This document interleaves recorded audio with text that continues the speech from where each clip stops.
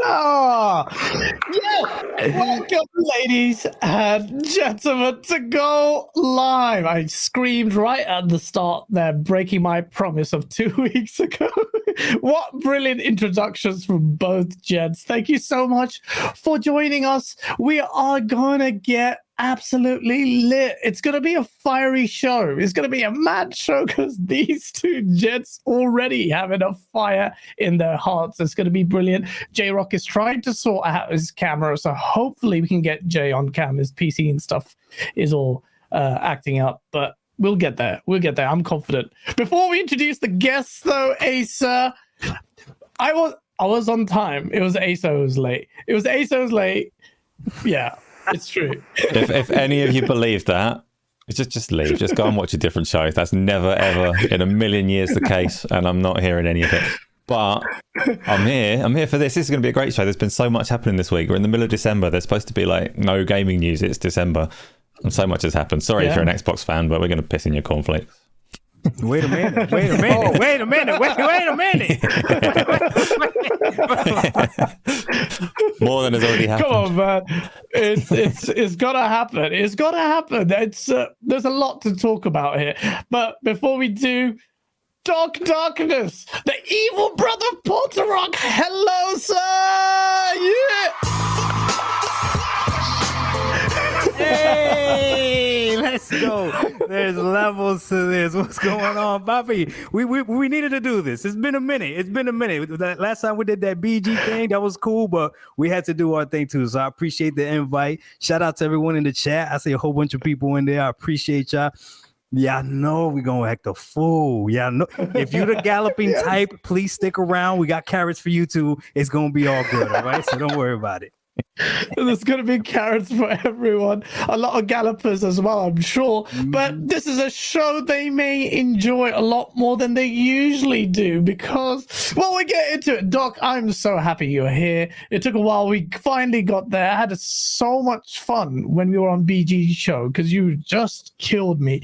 It's one of those few shows where I just spent 90% of the time not saying anything and just laughing at half the shit you were saying. So it was brilliant, man.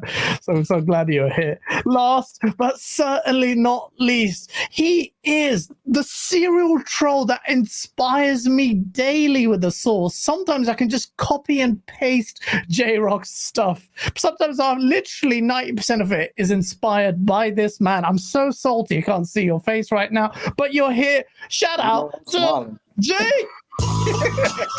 I'm gonna rinse that. What's up, Gremlin Nation? You know, it's your boy J-Rock back in the sauce. We're about to sauce it up. About to kick it over here. I got them sugar cubes, and Doc got that hay for you. Oh, facts. Fair warning, my sugar cubes be laced though. Yeah, your sugar cubes may be laced, but I already had a request for Porterock. He's like, you better show J-Rock these NPD sales figures, man. Shit. So NPD, we'll very quickly and briefly talk about it. Yeah, the VG charts actually kind of get their estimates, I think, somewhat wrong, and then they had Xbox leading quite strongly, but that wasn't the case because the NPD results came out and the Xbox actually was in second place because God of War Ragnarok was here. Jay, do you want to cover that very briefly? No comment. And on that note, we go to the next topic. Do you have anything to add to that? I mean, sales. It's fake news. It's fake news. Fake news. And that's all we need to know. Porterock, if you're watching this, it's just fake news. We're going to move on. And you're the only one, unless, Asa, you have played Forspoken. Have you played Forspoken yet? I have not played Forspoken, no. I saw the demos available, and I still feel the same about Forspoken as I have all along. It looks like everything about it should be really appealing, but there's something off, something Final Fantasy 15-y about it that makes me feel a little bit. So we'll see. It needs a bit more polishing, Asa. It needs a bit more polishing. It's a learning curve to figure out your magic. Like, you got to switch between, and then there's a sub menu for actually triggering your abilities. So it takes a little bit of getting used to it, whatnot. But the graphics ain't on par. It look like a 360 game. Really? Yeah, bro. That thing looked dated. Downloaded it. Wait until you play it. Wait until you play it. Okay. You deleted it. Yeah, I deleted it. Hot garbage. I'm seeing that a lot. I saw Luca also say the same things, like okay, character is not as endearing, seems a little bit dull, and she's not really going to buy it. It's going to be an interesting one because PlayStation next year doesn't have that many. It's relying heavily on third party. Money hatting galore. The FTC doesn't give a shit about that though, but Forspoken is one of the heavy hitters. So if that flops or doesn't bang, then it's not a good look for a game that's 2 years. 2 years Sony timed exclusive. But it might be a shit game. So I'll play it. I was really hyped for it because I like traversal in games, and this game does have a focus on traversal, and I thought it looked really nice. A lot of people said it looked janky, apart from that trailer where the voice acting just sounded really cheesy and corny. See, y'all gotta put some respect on PlayStation because this makes sense. So I'm taking J-Rock's word for it. The game probably doesn't look good, but it's because Sony's gonna wait a few years and make a remake of the same game and charge you $90 for it. Because by then, games will be $90 because of inflation and all that other stuff. Right? So get ready for that Forspoken remastered or remake. Hey, Doc, I heard from a reliable source, Sony is sending their best devs over there so they could do a Callisto Protocol work on it. Golly. That means, you know what frame rate the Xbox one's going to work on. No, we'll not talk about that. We'll not talk about that. I can't believe it. Well, Forspoken might be a game that we'll see. I forgot the release date of it. I'm still hopeful I enjoy it because it looked really good to me, but the demo's out. I've got it downloaded. Didn't have a chance to play it before the show, but I will after the show. But there's that. But big... style this one out, gents. Doc, come on, bro. Xbox price hike. I saw your video and you kept it real. So did you, Jay. Listen, a lot of people capped hard, defended it, said it's okay.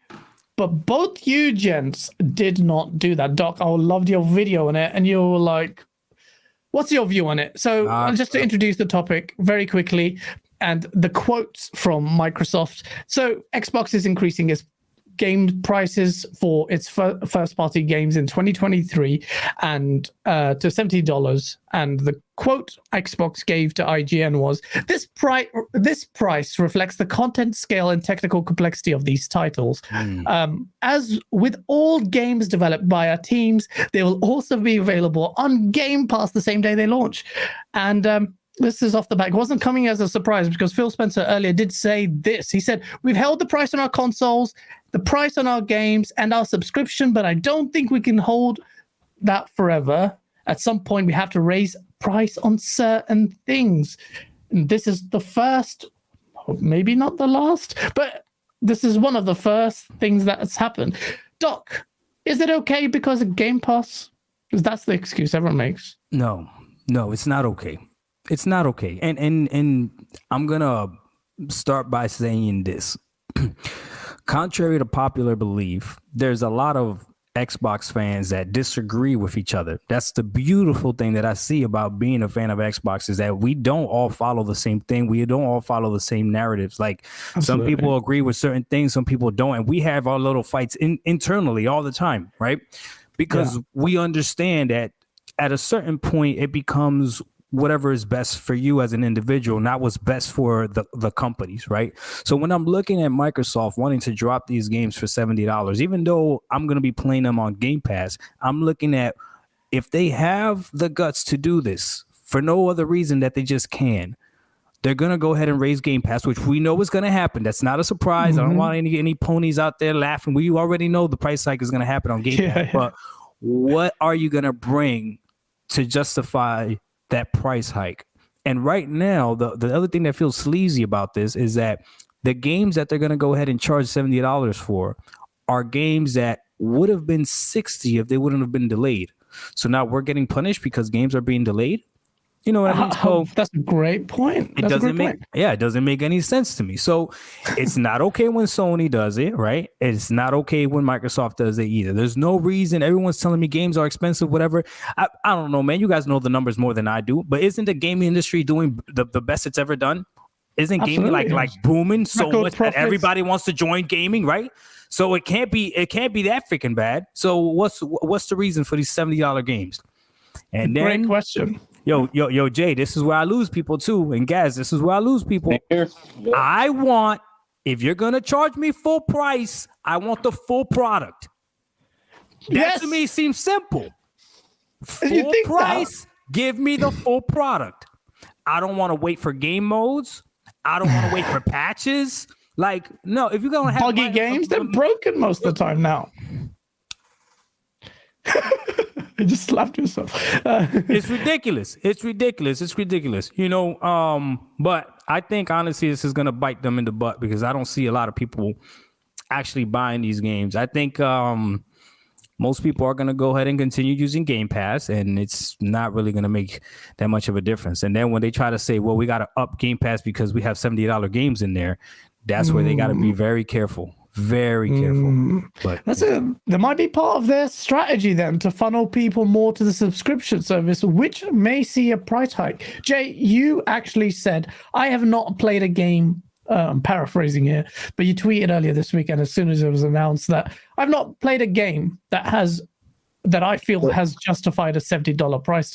Absolutely. I haven't seen a game. I haven't played a game that feels $70 yet. It just feels a continuation of last generation. There's no game that you could point to right now and say, oh, this is a 100% next gen game and it's worth the $70 that they're charging us.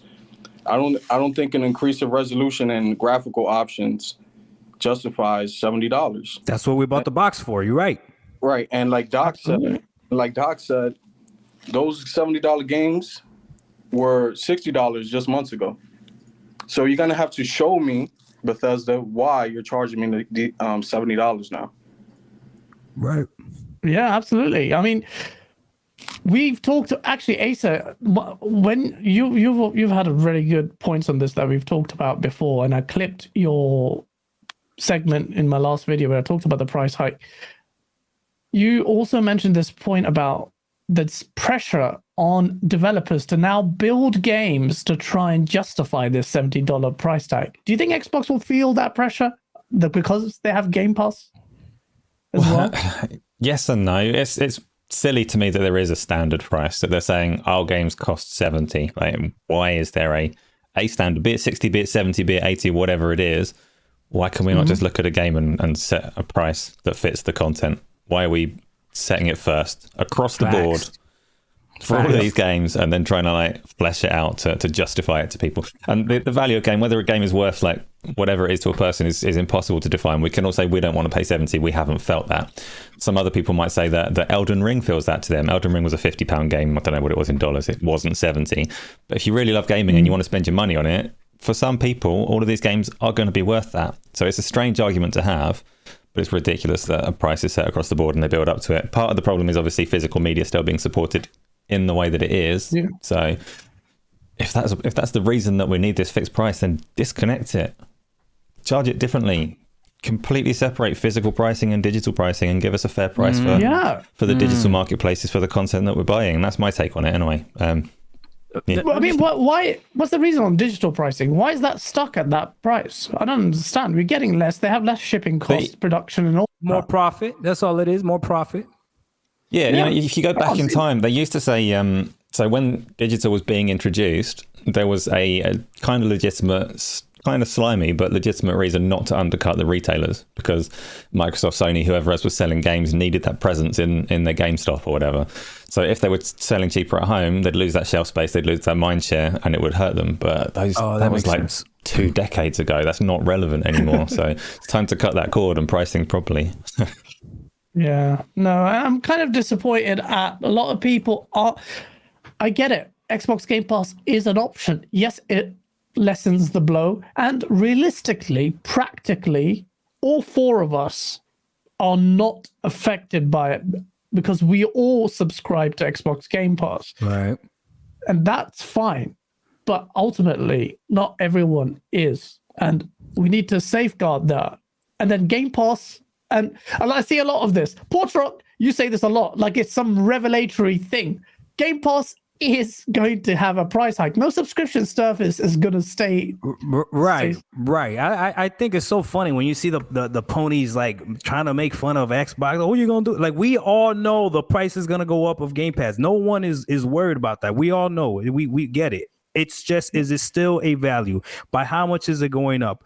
What is going to happen? Like, if Xbox would have tried to raise the price hike this year, after not dropping anything, it would have looked crazy, right? But let me tell you how sad this $70 thing looks, right? So I heard J-Rock said he hasn't played a game that's worth $70, right? I played NB Modern Warfare 2, and I absolutely love that game. Now, I'm a fan of first-person shooters, right? But I absolutely love that game.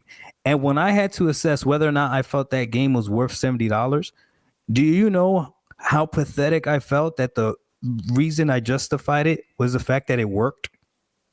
That says a lot, bro. Literally, that's the state of gaming. That I played the game, no bugs. I didn't experience any bugs, nothing, and the game worked. There's so much to ask for in this day and age. Bro, it's crazy. It's crazy. We're ratifying these kind of experiences. We've ratified day one patches. Like, if you don't get a day one patch, something's wrong in a game right now. And we ratified that. Now we're going to ratify this price hike. All I'm asking people is for take a stand. Now you might say, Gaz, you don't take a stand. You still buy the game. Of course I have to. Otherwise, I'm not going to cover games. You're going to be like, Gaz doesn't play any games. And what the frick am I going to do? Also, it's a one-sided affair. But at the very least, bare minimum, at least voice your discontent as a community so that it doesn't invite people to start doing it, or corporations to start taking the mick. And we know that these companies have been reactionary as well. With Horizon Forbidden West, they tried to go back on their word. It was people got pissed. They turned that round quick. Xbox Game Pass price hike. Within 24 hours, they did a whole U-turn because they listened. People say, well, who listens to gamers and core gamers on Twitter? But they did. But there's only people on Twitter. But you know how that Horizon thing worked, though? It was still kind of sleazy. You couldn't buy the $60 version on the PS5. You had to buy it on the PS4 or on the app and then upgrade it, which is like, come on, man. That was slimy. That's slimy. Yeah. That's really that was slimy. That is slimy. Oh, man. Did you see the little hammer they gave people for that freaking... They gave people a Fisher Price hammer for that deluxe version of... I'm not going to talk about that yet. But I did. Was it God of War? Yeah. You got grown men walking around with little Fisher Price hammers. But people like that shit. What's low tier gaming? It's dildo hammer. I didn't see that. Thank God for that. And but, guys, there's like people. While we're on this topic, right, of $70 games, what happened to Gotham Knights? Oh my God. I was able to pick that game up for $35 in a few weeks? Yep. Yeah. But then a lot of people, Jay, say, well, don't pay for it. Wait for it for a sale. Is that a valid argument? No, because the point is, if it wasn't $70, it would be less than that. I would pay less than $35. Absolutely. We had Mike Rose on, and he said this great point. The principle shouldn't be you take the piss out of your early adopters, charge a high price at the start, and then tank the price later on in the hope that, hey, early adopters, big fans, you pre-order the games, we're going to screw you hard. All the other people who didn't actually care about your game as much as you did will get to pay. I think it's lower price. And it's like, well, you're not really rewarding any loyalty or from people who actually care about your game. So it's like... It's quite bad. Let me read these super chats. Muppet1169, thank you so much for the £5 super chat. 70 for physical, maybe, but 70 for digital, you can do one. I agree with you. I mean, physical, I don't agree, but yeah, like definitely for digital pricing, that takes the piss. Shabs for being yeah, sorry, go ahead. And here's the other thing, guys, and you guys might know this more because I can admit I'm new to Xbox, right? Yeah. At least when Sony charges for their games, right, they understand who their target audience is, right? No matter whether, you may like a Sony game or you might feel it's overrated, whatever, they know what they can charge and they feel confident for what they can charge because they understand their fan base. When I think about Xbox and Microsoft, I don't know what game specifically from Xbox or Microsoft would be worth $70. Like, I don't know what that fan base would be that would pay for that. Like, would we pay $70 for the next Gears? Is that worth it? I don't know. You know what I'm saying? So it's like, because I've experienced all the other Gears on Game Pass and they were all amazing, whatever. But when I think about the $70, like, okay, what is it that you're bringing? Like, what are you justifying it with? So the nonsense quote that they had on this point was the price reflects the content, scale, and technical complexity of the game. When we've had games like Flight Sim and Forza that had a lot of scale and complexity, charged lower price. But if that's the case, Gas, Redfall, hold on. If that's the case, Gas, that means that the games on the Xbox Series S are going to be cheaper, right? Yeah, well, because they're not going to be the same scale. They're not going to be the same complex. They're not going to be. They're going to be a lesser version of that game. Exactly. Right? So they're going to scalability, true scalability of price, like Acer's talking about. Now, if they did that, now we got something. If they did that, now we got something. Imagine please, that I'm world. not asking for like pounds per resolution, pounds per pixel. Just does not go there. I'm saying though. I mean that might be something. If all games on the Series S are $50 and all games on the Series X are $70, I mean. But actually, hold on. I have to take Doc's side on this because on PC you pay a lower price. On PlayStation 4 or we've lost Jay. Hopefully he resolves this thing. We pay a next gen tax for going on the series consoles, but the performance should perhaps scale because that's what we're paying for, additional performance typically. But I don't know, it was just a bit, I don't know. And I don't think weird, Redfall is a game that has, I haven't played it, but does that look like a game that's, boom, sick. I told you I worked it out, huh? Yeah, there you go. I told you I can't let you down, bro. I can't let you down. I can't let my fellas down out here. It changes everything when I can see you. I'm here. Good to have you, Adam. Now the show's really starting. Yeah, we're gonna get lit. Now we get lit. If people, Spotify listeners, you have to watch the YouTube one as well, just to see. By the way, the video version is now also available on Spotify. So if you're on Spotify, have a little look at your screen. There we are. Do we really? Mm-hmm. Whoa, that's an upgrade. Shit, I didn't even know we could do that.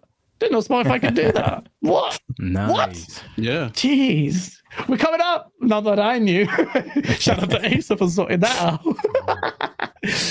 But yeah, well, Spotify listeners, hello, hi, watchers. But Jay, what does Jay think about that though? Jay, what do you think about that? What I said, like, okay, so we know that the Series S version of the game is going to be a lesser version of the game.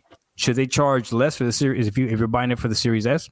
Like, to me, that doesn't make sense. How they feel they're going to charge the same thing when one console can do something and the other one can't, if they're talking about the technological advances and all that other stuff.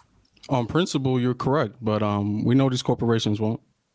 Yeah, they won't, and that's the problem. And I think people defending that piss me off so much. And like, think like a consumer, and they're like, "Yeah, but the company, if you're running a business, but there are business ethics involved, and if you don't resist, then they will keep taking the piss habitually." So there's that. Do you know, the biggest defense that I've heard for price rise, and it's not a defense, and it wasn't intended as that, but it was one of Colt's videos. He was talking about how long it takes to make games now relative to the 360 generation, and he mentioned specifically like it took about 2 years to make a game in those days, and it takes 5 or 6 years now. So if you are looking at it from a numbers perspective and you're trying to figure out the costs, it is fair to say that they cost more to make now. The problem is that to recoup that money, like the cost to selling price, like ratio, you're not selling physical materials here. You're not selling parts and labor. So if you want to get that money back, sell more copies, which you can do at a cheaper price. So for me, I've always felt like God of War Ragnarok sold 5 million in its first day or whatever. How much would it have sold if it was like $40 instead of $70? Yeah. And if it was on PS Plus Extra, imagine how much subscriptions they would have sold. Exactly. Exactly. I would have gone to the extra.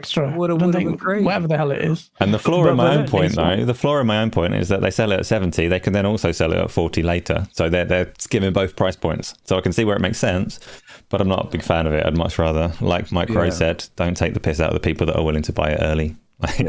Have some integrity and decency. It's not only that, Asa, is that it takes longer, but they're also finding different ways of charging us more and getting us to spend more money, though. Yeah. And like Doc said earlier, it's not like these games are launching complete. Sometimes it's just worse than others, to be fair. We're getting modes months or years later after launch. Like Those Callisto supposed to be the day Protocol. one. Yeah. And DLC launch. And then I understand that it takes longer to make games or whatever, but games is an art, right? And right now we can argue that some of the best games that we played the last 2 years haven't been by big AAA studios. Like I just finished playing the Plague Tale Requiem, and that game was just phenomenal. Right now, there's a game that's taking over gaming, that little vampire game, right? And it's like, you know what I mean. So it's like it has to be justified, in my opinion, if you're going to charge that $70. But I agree with you, Asa, though, too, that it's up to whoever's looking at it. Like, how can I tell somebody else that it's not worth, $70? The problem that I have is that I know that if everybody says it's good, it's going to affect me. Like the fact that we've allowed Madden to do what they've been doing, 2K, what they've been doing, like just a roster upgrade, and that's a whole every single year. Like what? Like it's ridiculous, but that's true. I think I saw Solid Rev had a lot of controversy where he said he'd pay $170 for The Last of Us 1 remake, and people like Fonz came at him, and there's like, and I understand that point where there's value there. I have paid stupid amounts for things because I think the value is justified. So a lot of times value is subjective. That doesn't mean you create a wholesale price increase. So I do agree with you, but it can be a complicated topic, but there's a lot more to talk about here. But let me quickly read these super chats. Jiu-Jitsu50, thank you so much for the $10 super chat. Very generous. He goes, 2 of my favorite Xbox disruptors in the community these days. Keep busting the ponies up. Always love the energy. Shout out to you, man. All day. Face, I'm going to read your super chat at the end because it's very, very poignant. Drawn TJ, good to see you. He goes, hi, Gaz panel. Hit the like button, everyone. Please do. We have only just begun. Shabs being a member for 14 months, also being a lovely mod. He says, problem is that all games are coming out broken. I feel no game should be $70. Shout out to J-Rock, Doc, A-Side Gas. Shout out to you, bro. What up? Shout out to you, man. And shout out to Ham Solo. Yeah, where have you been, bro? He goes, thank you. Shout out to the 2 dopest, most honest guests. One love. Thank you, Ham. I appreciate that. Ham, we gotta do another show. Absolutely. I had a great time on this show. Alvin, thank you so much for the $5 super chat. By holiday 2023, Nintendo PC games will be $70 for premium releases. COD was $70 on Steam. You think Diablo 4 won't be? Times are changing. Thing is, you're right. Even the PC crowd ratified the price, and that is something that took me by surprise because COD at $70 was still top seller. Like they're at the top of the Steam charts. PC guys, I thought you guys were made of sterner stuff. What happened there? What happened there? Listen, you can't.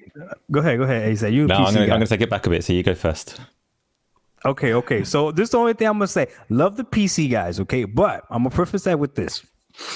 You can't listen to PC guys about money or anything like that because these fools will be the type that'll buy a 3080 or 3090 so that they could go ahead and play freaking Game Boy Advance on their freaking PC.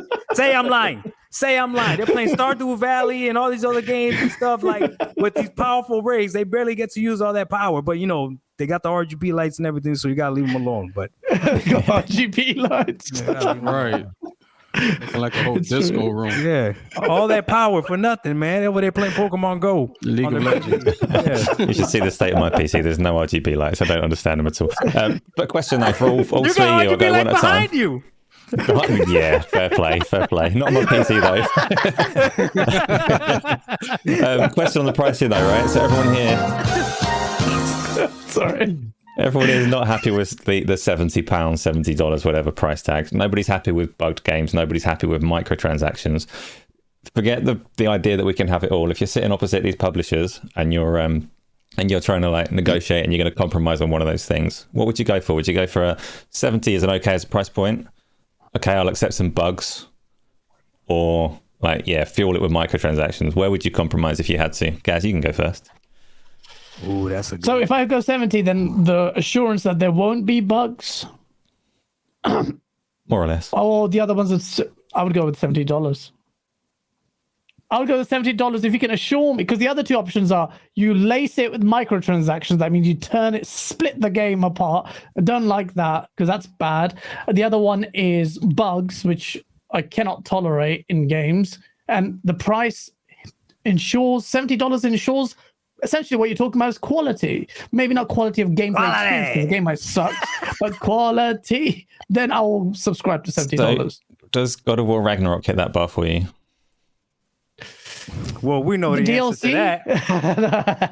Is it? We know the answer to that. I bought it at 70.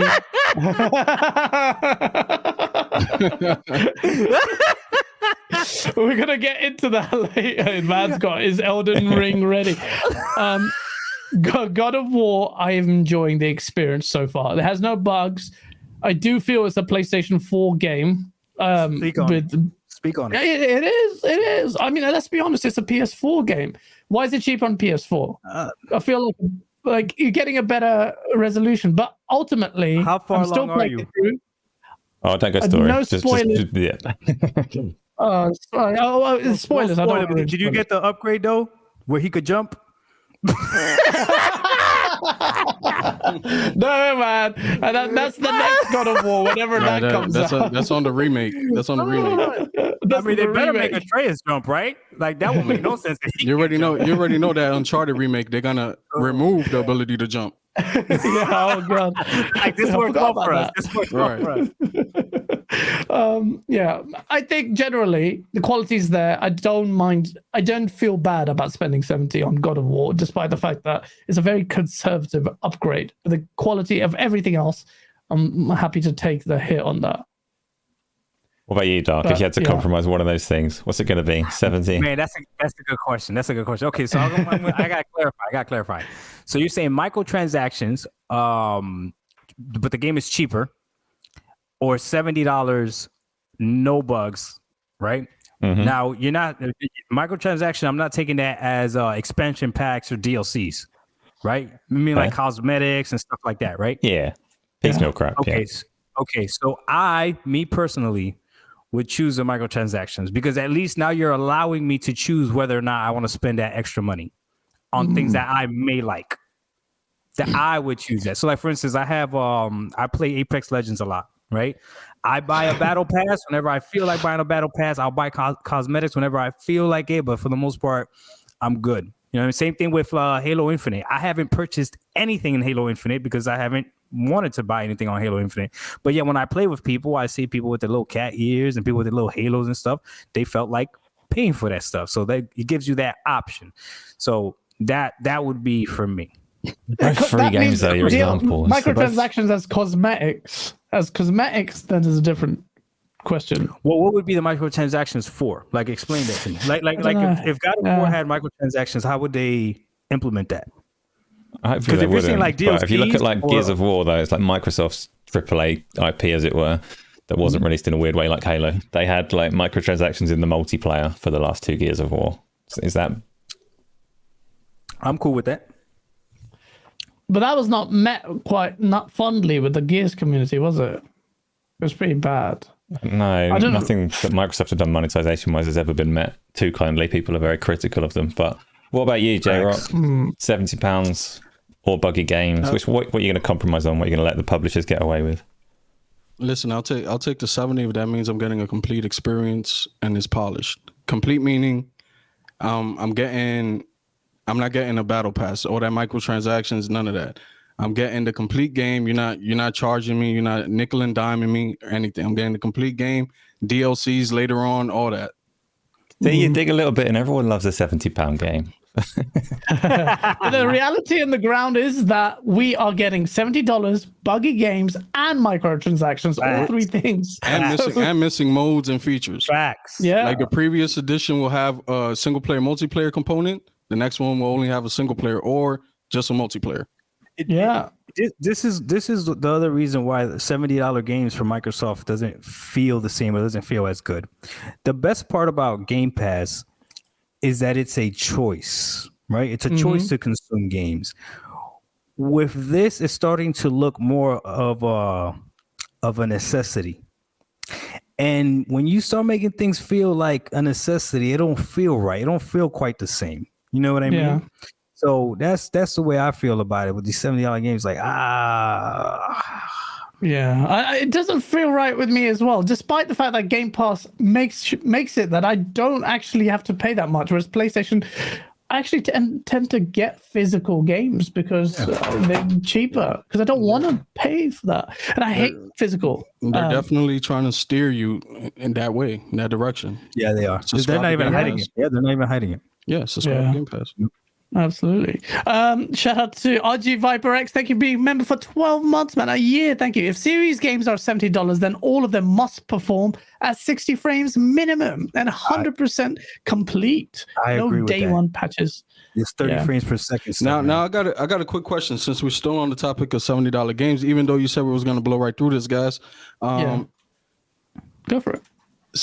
Seeing this needs to be the announcement of the end of cross-gen games when it comes to Xbox first-party titles, right? Facts. Absolutely. Microsoft have said that. Because right now, currently they offer free upgrades. And if another game comes out from Microsoft's first-party title and it's that's a good point. And it's cross-gen, are you going to continue to offer that free upgrade? What do they call it? Smart delivery? Smart delivery shit? Yeah. Are they going to continue that? Or are they going to do a Sony route and charge us $10 per upgrade? Oh no, that would be a whole shit show if that happened. No. One that is a cross-gen game, and if they charge you $70, they won't. They're not going to move away from the smart delivery and do separate prices between the consoles. They won't. Yeah. I don't think we'll see any more cross-gen games. I'm hoping, but I don't think we'll see cross-gen games from Microsoft. No, they're big ones, but they shouldn't make a blanket statement on that either. Because if they're making something like Pentiment, there's no reason not to support the Xbox previous generation. So it does depend what the game is. Oh my god, that's a good point. Yeah. There could be a potential little drama coming in the future. That's a good point there, Jay. Let's see how that turns out. Flame says he blames Bill Clinton for the price hike. Thank you for that. He's reformed now, though. So he's a reformed rabbi. There you go. That was great. Shalom, Bill Clinton. That guy. Shalom. He created a whole viral thing. Now you got to respect him. Troll, but security needs to be up there because that was one of the top 3 moments of the show. Though first it was Horizon Forbidden West not winning any awards. Second, God of War losing. I mean, I'm not gonna say that. I'm not gonna say that. But that Bill Clinton stuff, that was hilarious. Sip on my tea. Hold up. Say that one more time, Jay. Listen, they copy and paste the awards performance too. Who knew that? Oh shit! That is gonna lead to some comments after the fact. I'm gonna move. I remember who said that. Okay, y'all, it wasn't me because I get accused of being a Sony hater. I like your mug that you're holding. Expert timing there. Dorian Gray. It cost me $70. Get a refund, man. Or you can't unless you're level 4. Dorian Gray, shout out to you. Thank you for the jumping to conclusions now.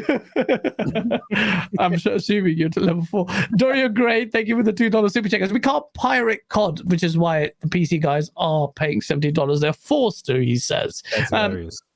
Well, Noob Cybot, thank you so much for the $5 super checkers. Has anyone acknowledged that by sticking to Series XS, they lose 50 million players install base for like 12 million? Well, you mean moving next gen only? Yeah, I think that's what it means by the numbers. That's losing the previous Xbox One generation. Xbox One can play forward compatibility through the cloud or the phone. I don't care. Yeah, at least you have that option. Dick Wingbat, thank you. Get a Samsung TV. $70 to play on the cloud? Yeah. Get a Samsung TV if you want to play those games. Oh, it's $70 for the cloud. Or get Game Pass if you want to play it. If they're an Xbox One it's player, they don't streamable. need a Samsung TV. You can stream it on the previous gen Xbox, which is a really good move from Microsoft that kind of enables them to go next gen only with a little bit less friction than Sony have. Yeah. Yeah, they talked about forward compatibility very early on with Xbox One, and it's kind of come to fruition. So I respect them for following through with that. So there you go, noobs. That's one alternative. Dick Wingbat, I know it's not ideal, but it's not native, but still. Dick Wingbat, thank you so much for the £4.49. After I paid $70 for Gran Turismo 7, why would you do that? I'll not be paying again for PlayStation or Xbox. I'll wait for a price drop and patches. That was a good example because that was a game that the reviews didn't even count for this dodgy $70 game that they put the microtransactions right at the end. Or the Strictly will say, look, you don't have to buy those to play it, but I haven't played. It's a grand example, though. Like, it is a grand example of the bad kind of microtransactions where you've got a full game sold at full price, and there's no freaking reason for those to be in there. So, yeah, it is. Thanks for that, Dick Wingbat. Hoggy, thank you so much for the $2 super chat. He goes, "Welcome to Game On Daily, Doc. Welcome back, Jay." Shout out to Hoggy. Thank you. How you doing, man? Thank you. Hoggy, what's up? He's been doing the podcasting circuit quite heavily. Shout out to him. LeBurn98, thank you so much for the $5 Canadian. The Game Award presents the Sony Showcase, sponsored by Samsung and Game Pass.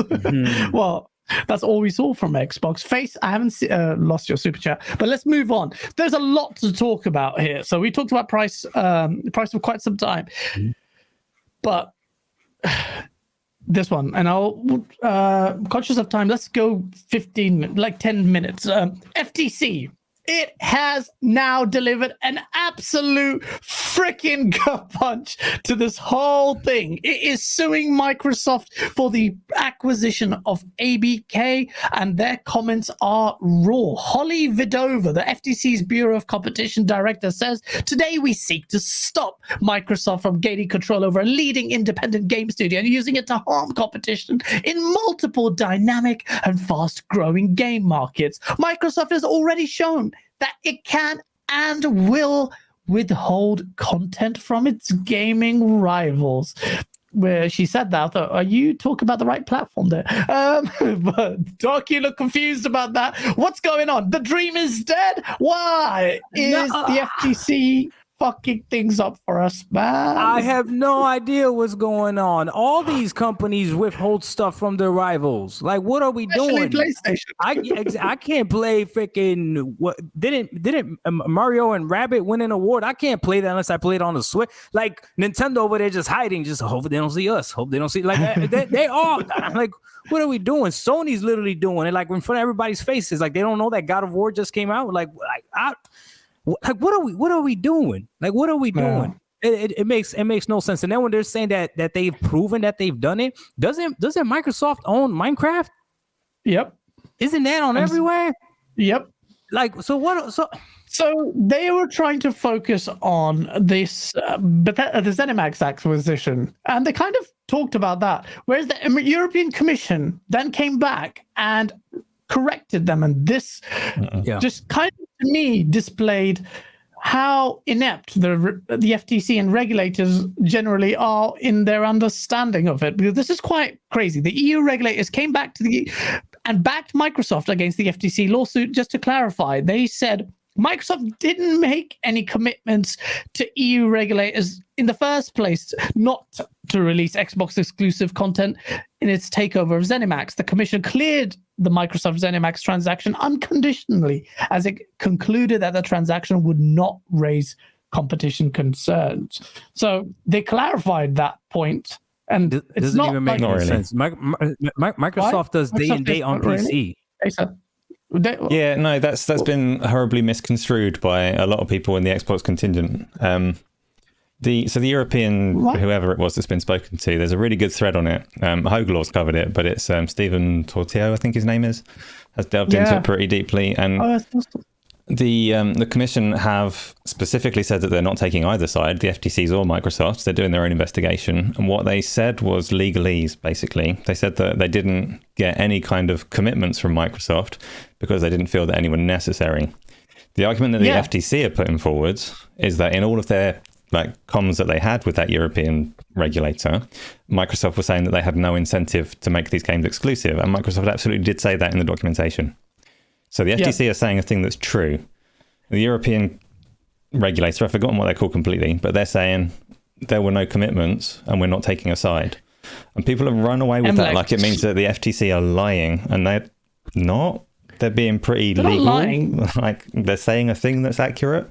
And for me, the thing that makes it really weird is I remember very well Microsoft's communication around ZeniMax and Bethesda. And if anyone is coming out and saying, for like a year, and if anyone is saying that Microsoft were not deliberately misleading people all over the shop, you're very forgetful. They were properly leaving that in the open. Remember, we argued about what that interpretation was. Yes, we did. So much. And at the time, when it closed and they finally said Starfield's exclusive, we said, like, it's been a year. They didn't say that at the start. They were either manipulating fans so that podcasts and the news cycle would talk about it for a year, or they hadn't actually decided for themselves. Now I'm thinking maybe it was more to do with the regulators that they were talking to at the time, but they misled the fuck out of everyone. So if that's come back to bite them now, I'm all for it. That's funny to me. Like, tell us the truth next time. They were definitely, there was so much confusion there because we had massive debates to the point where, remember, I was like, this is stupid. They should make it exclusive. I was making a case for why they should, because their communication suggested they wouldn't do it. So I will say that is the case. I'm not saying the FTC are lying. I do not understand generally now that it's the accepted position that they do withhold. And I'm not saying that they've got like a really watertight case and they're going to beat Microsoft in court or anything like that.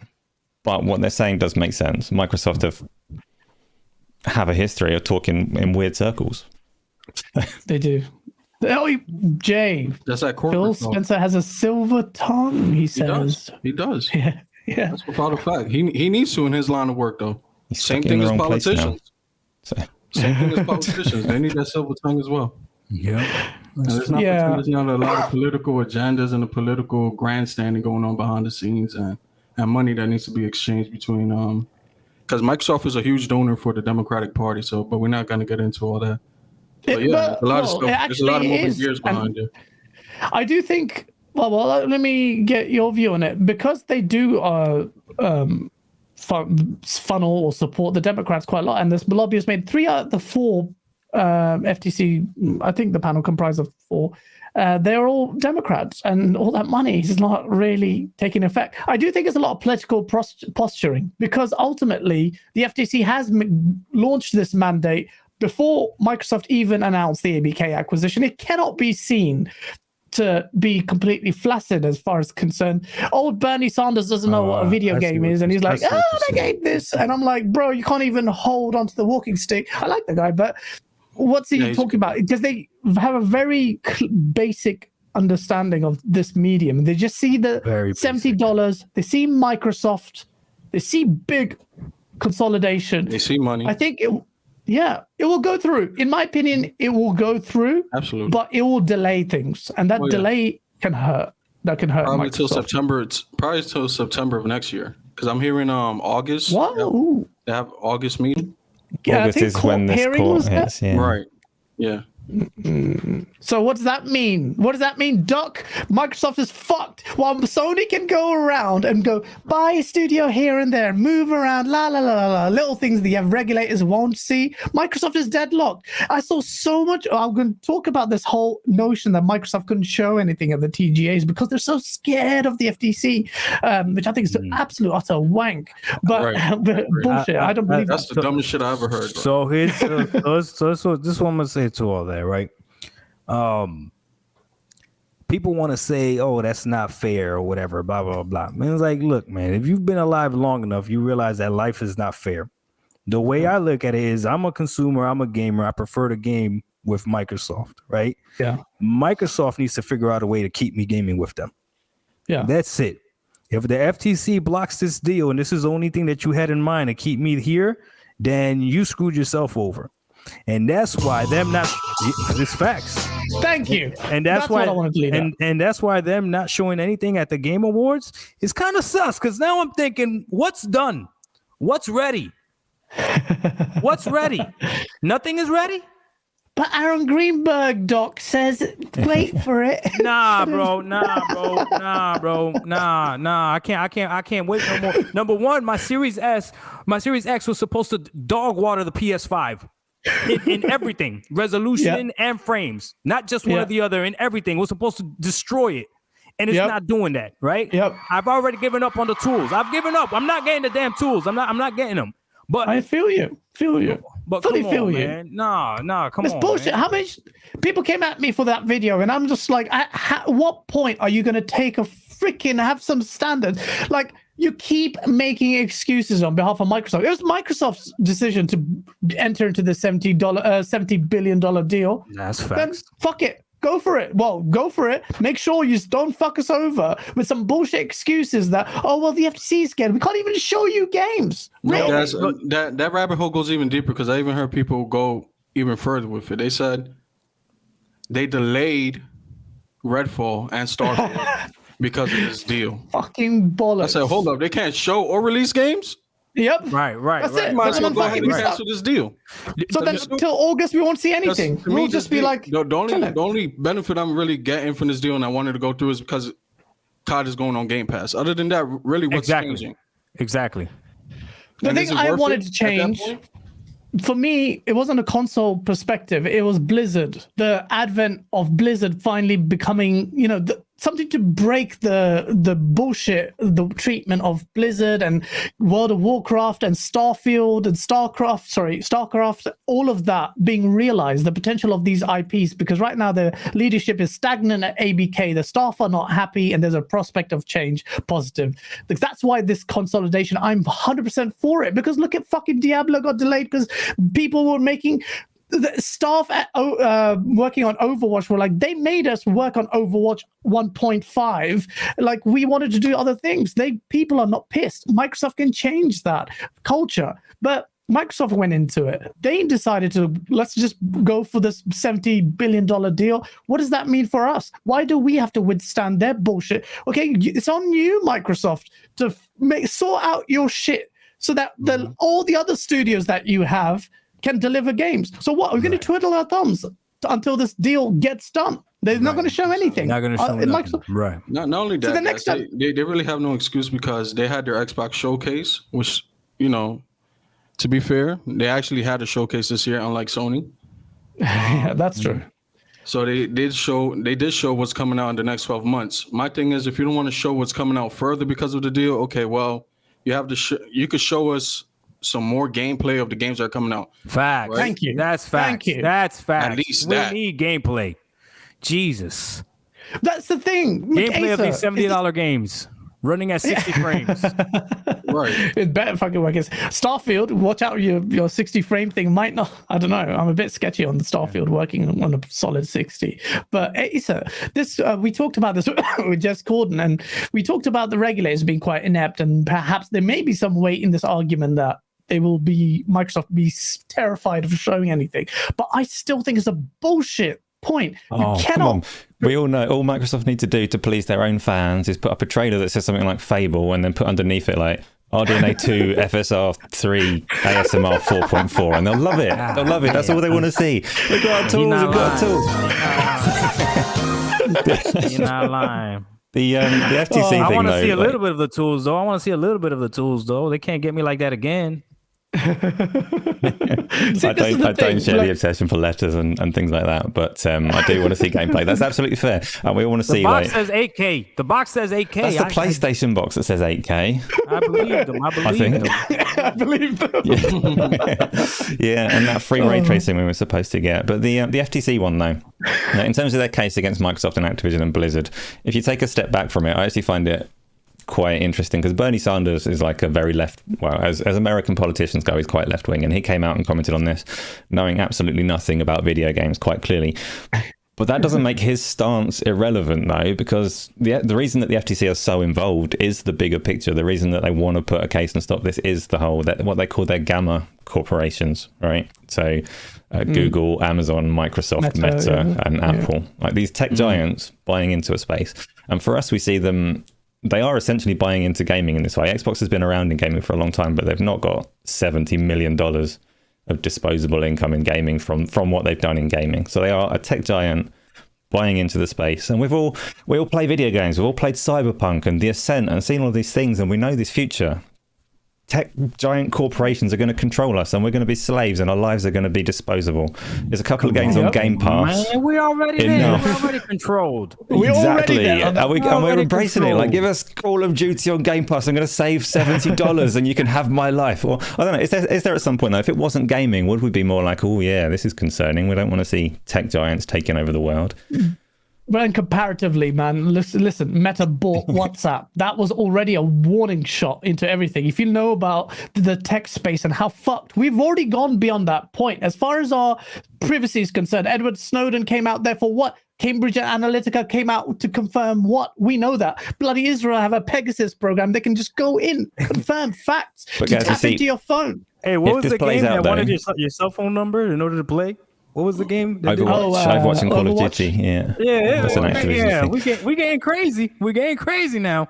For me, like, if it goes Corpo Wars, I reckon I'm going to be all right. I'll get some good cybernetics and I'll take care of myself. But I'm worried about you guys.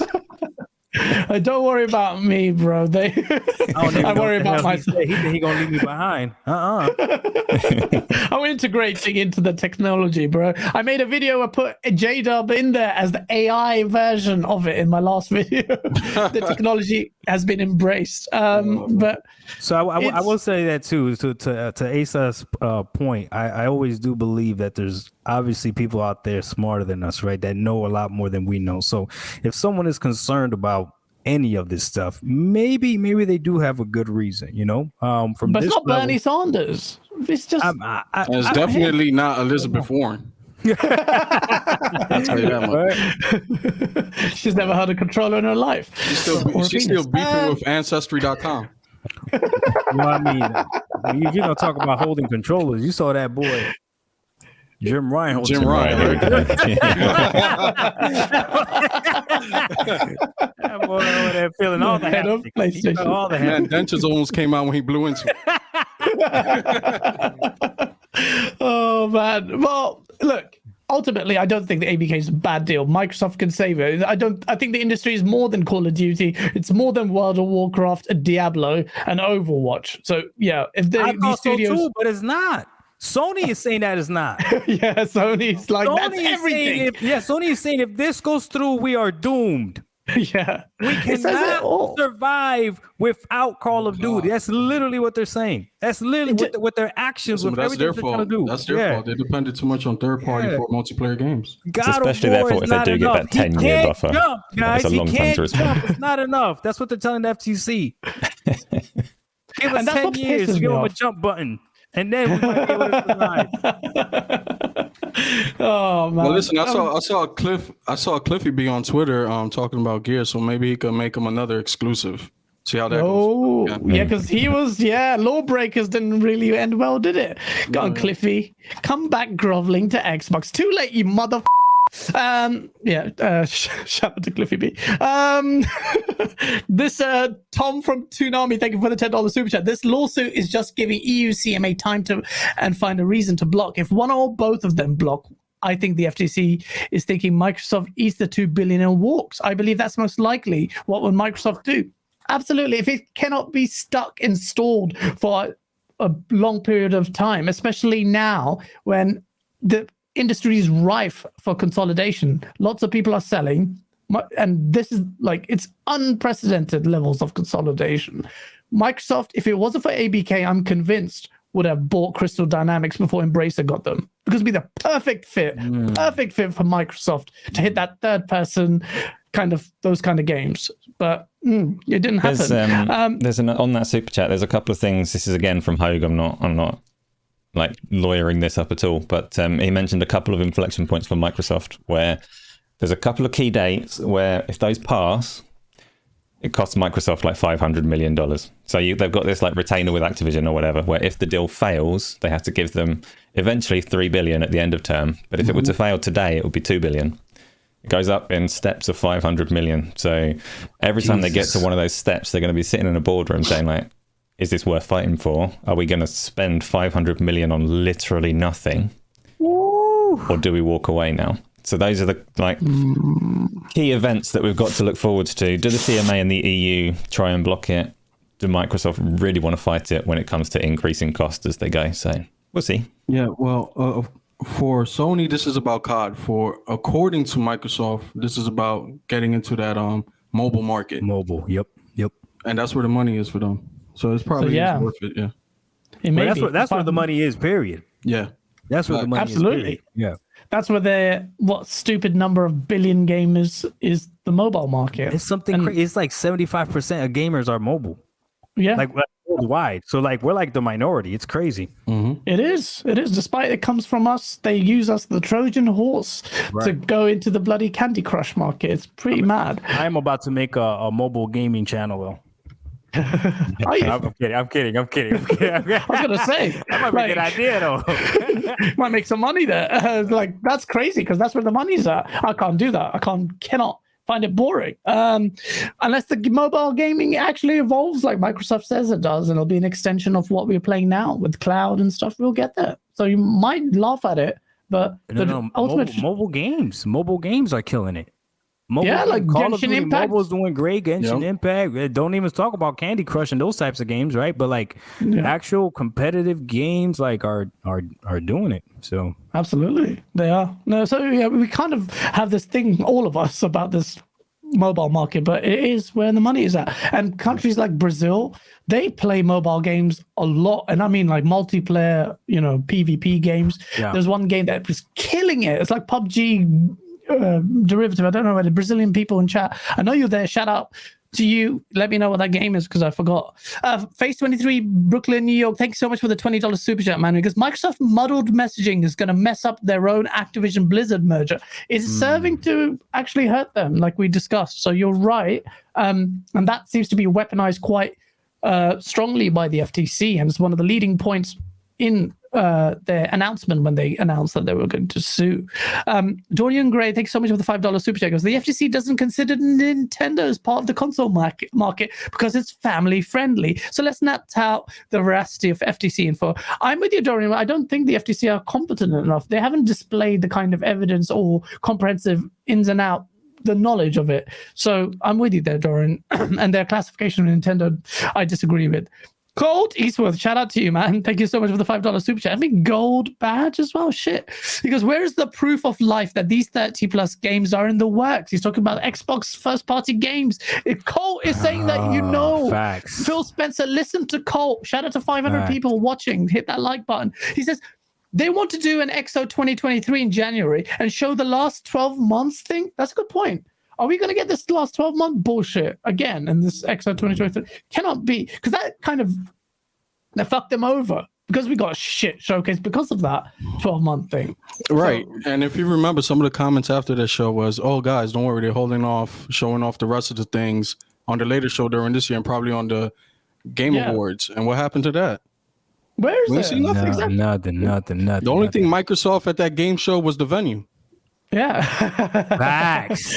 Exactly. It's true. It's embarrassing. I've seen so many Xbox, and this is why I like the Xbox community as well. We did a lot of people were against the $70 price, maybe because they knew that they committed to a position that they couldn't U-turn on. Perhaps there's definitely an element of that. But then with the games thing, I'm seeing a lot of bullshit. In fact, actually, let me just quickly go into the super chat. Rambling Entertain, thanks so much for the $5 super chat, because the FTC is just posturing to appear tough against monopolies. I agree with you. Whilst letting the railroad companies run amok, this is why their reasoning is weak. I fully agree with you there. Fully agree with you that that's the case. Mr. Critical.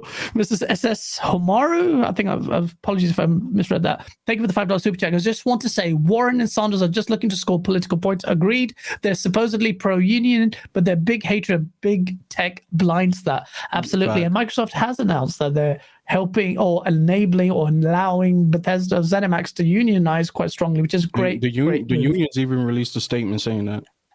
Yeah, absolutely. And shout out to Microsoft, does deserve massive props there, because that is inherently a risk for corporations, but they've zero resistance as far as I'm aware Tom from Toonami. Microsoft investor meeting is on December the 13th, so in 3 days. So let's see what happens. Shout out to Colt for being a member again. I don't know what that is.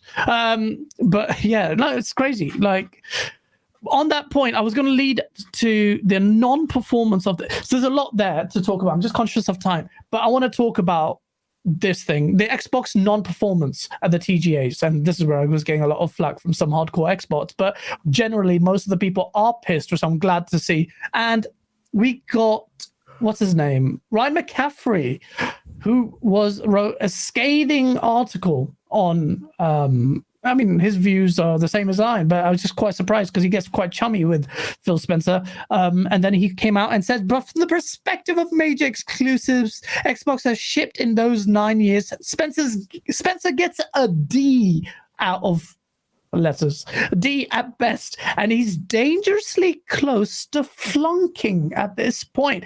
I thought I was raw with my words. I did say Phil Spencer did look like he was contemplating joining the Taliban, but that was more me joking. But Phil Spencer getting a D, not the D that sounds like, just a D. He's called. Pause. That's what I'm saying. Pause. What's going on? Like, Xbox didn't even appear. Phil Spencer looked pissed, though. Did you watch that, Doc? Did you watch the TGAs? Did you see Phil Spencer looked pissed? He looked pissed. Just saying there, but he looked like somebody made him go. Like, no, you need to go. You need to go. He ain't forced to go there, yeah. And this, bless her, Bond was just like, listen, he had to open up the door, right? Yeah, so shout out to Cole Eastwood. So what he said, proof of life, right? This is the way I feel. This year, Microsoft somehow survived. That's the best way I could say it. Like, I feel like they survived. I feel like if anything, Sony dropped the ball. Like, Sony should have been able to wipe them out with this. Like, nothing first party, right? But they were able to get a lot of good gems that came out on freaking Game Pass, and they were able to survive that way. They had they still had the hearts of the best value in consumerism and all that other stuff until they came out with the $70 stuff, right? Next year, there is no more proof of life or any of that stuff. Like, they have to come out with stuff. 100%. And not only do they have to come out with stuff, it has to be good because you made us wait a whole week. It has to. The amount of pressure, I made a video about this. The amount of pressure that is on Microsoft is ridiculous right now. They have to perform now, and they can't do what Sony did, dropping one game this quarter and another game the next. Like no, these games have to start coming back to back while still maintaining their third party deals. Next year they have to do amazing. 2021, they stole 2021, and I admit it. Yeah, they stole 2020 at the end of the freaking year. They stole it. But Forza Horizon 5, I don't care what anybody says, you were playing it. I don't care what anybody says, you lied. You were playing it. Halo, as much hate as Halo got, you were playing it. Stop lying. The grapple in Halo is way better than Aloy's grapple. Don't come at me. It's facts. It's facts, right? Because remember they were making fun of the grapple mechanic on Halo, and then the freaking grapple mechanic came out in Horizon, and it's like you can't use it on anything unless it's freaking yellow and it's got checkerboards on it. Like, what are we doing, right? Or unless she tells you to. Listen, grapple here. Listen, grapple there. Yeah, I should probably pull this here, right? Yeah, you got Master Chief grappling everything. That boy, you can grapple each other now. But anyways, let me not get into that. But again, this game, you have to, this year coming up, you have to keep dropping games, and you have to bring that. Yeah, they got to bring the heat, man. Exactly. Yeah. Exactly. 100% they have to bring the heat. You said exactly what I said in my last video. All that adds pressure. That adds pressure because ultimately now we're less inclined to accept what would normally be, forgive me for my abstract thinking of reception for games, but if it's Starfield was good, happy to be an 85 meta at the summer of this year, now you're like, no, it needs to be a 90 or something to that effect. The pressure is there to not only deliver the games, but they have to be good. Now, I don't trust Starfield. I'll be honest. Seamlessly pulling Faces super chat from the start while you're going. it's relevant to the topic. So the one that you were saving for later, so we don't miss it. As we're talking about general sentiment amount. Talking's really difficult. Faces first super chat. Yeah. Oh yeah. So Face, and actually should have led that without with the $20 super check. Because Microsoft is a no-show at the Game Awards. PlayStation 5 wins November NPD in dollar and unit sales. Federal Trade Commission sues Microsoft. Microsoft has more studios than PlayStation, and it still cannot deliver. Xbox is not having a good year. I don't think That's any why of Phil us. looks like that. That's exactly why Phil Spencer pulled that face like he had a lemon in his mouth. And I don't think any of us will disagree with Face's comment there, because that is embarrassing. That is embarrassing. Jay Dove, shout out to Jay, the serial troll is here. He goes, I'm just here to be messy and say Xbox is trash. Yeah, shout out to Jay, man. Shout out Jay, man. He's such a troll. Welcome back, Jay. I don't know what happened, but welcome back. Twitter lords, Elon Musk funny. Let him back in. Shout out to the 520 people watching. But the point is, okay, tell me this, Jay, are you going to be happy with Starfield, Redfall, and Forza being released? Do you think that's enough if they're good games? No, that's not enough. And I'll tell you why. Thank you. And I'll tell you why, right? Because if they didn't acquire Bethesda, which they did in the beginning of this generation, what were the rest of the first party studios doing? Yeah, exactly. What were they doing? Let me create a poll. It's not enough because those games got delayed. So what did they have planned anyways? That's the point. What I'm saying. But then people say, well, PlayStation's most of their games got delayed as well. But I don't view PlayStation the same lens, because PlayStation has more consistently delivered. But you see, that's the difference, man. Just because one company is doing something, that doesn't concern me. That's why I hate arguing with ponies, because the first thing they do is try to do that. Well, like if you say anything about the PlayStation, they always go back. Their answer is, well, what about Microsoft? Like, no. Deal with what the argument actually is. That's why I don't care what PlayStation is doing when we're talking about Microsoft. Mm-hmm. I only care about what Microsoft is doing, right? So I agree with J-Rock. Number one, I feel real sus about Starfield. I know a lot of people hate that. I made a video and they got destroyed, but I haven't seen enough. I still don't know what this game is about. People tell me it's in space. What does that mean? What does that mean? Right? I don't know what it means, but regardless. And I saw Redfall. Redfall looks cool. I mean, it looks all right. The graphics look decent. And to be fair, you don't know what a game looks like until you're actually playing it on your TV, right? Because we're watching it through YouTube and it's being compressed and all that stuff. But still, it's like, I don't know. I don't know. So next year, I want to see Perfect Dark. I want to see something from Perfect Dark. I want to see something from Fable. I want to see some from the Coalition. Yeah. Like they got the studio. So you're saying you'll be happy with those 3 games releasing, but also Xbox showing, not necessarily releasing additional games. Is that correct? Well, those 3 games are coming the first half of next year, right? Because that's what was shown on the showcase. Correct. Yeah. Those 3 games were in the showcase. So what's happening? I fucked up that poll. Sorry. Yeah. What's happening in the second half of next year? Yeah. Right. Just those 3 games in the first half and then nothing in the second half. It's not going to work. That's not going to work. What if they spread it? Listen, they could spread it like butt cheeks, but it don't matter. Listen. That they said those 3 games were coming out in the first 12 months, right? Yeah. So if they come out and spread it across the year, then they lied again. Yeah. So that means June. They need to show something. The only thing I would say about Starfield is Starfield, after the segment ended, then Phil Spencer came on. He then talked about the onward things, and Starfield was shown after the fact, which to me shows an intention. Perhaps I'm wrong. Stalker 2 is supposed to come out next year too, right? Yes. But the Ukraine wars fucked things up there, so perhaps it might not. Okay. It's a bit sketchy there. But that's again third party. We're talking specifically first party. Yeah, first party. Yeah. Yeah. We need to see. They have a ton of third party deals coming. So.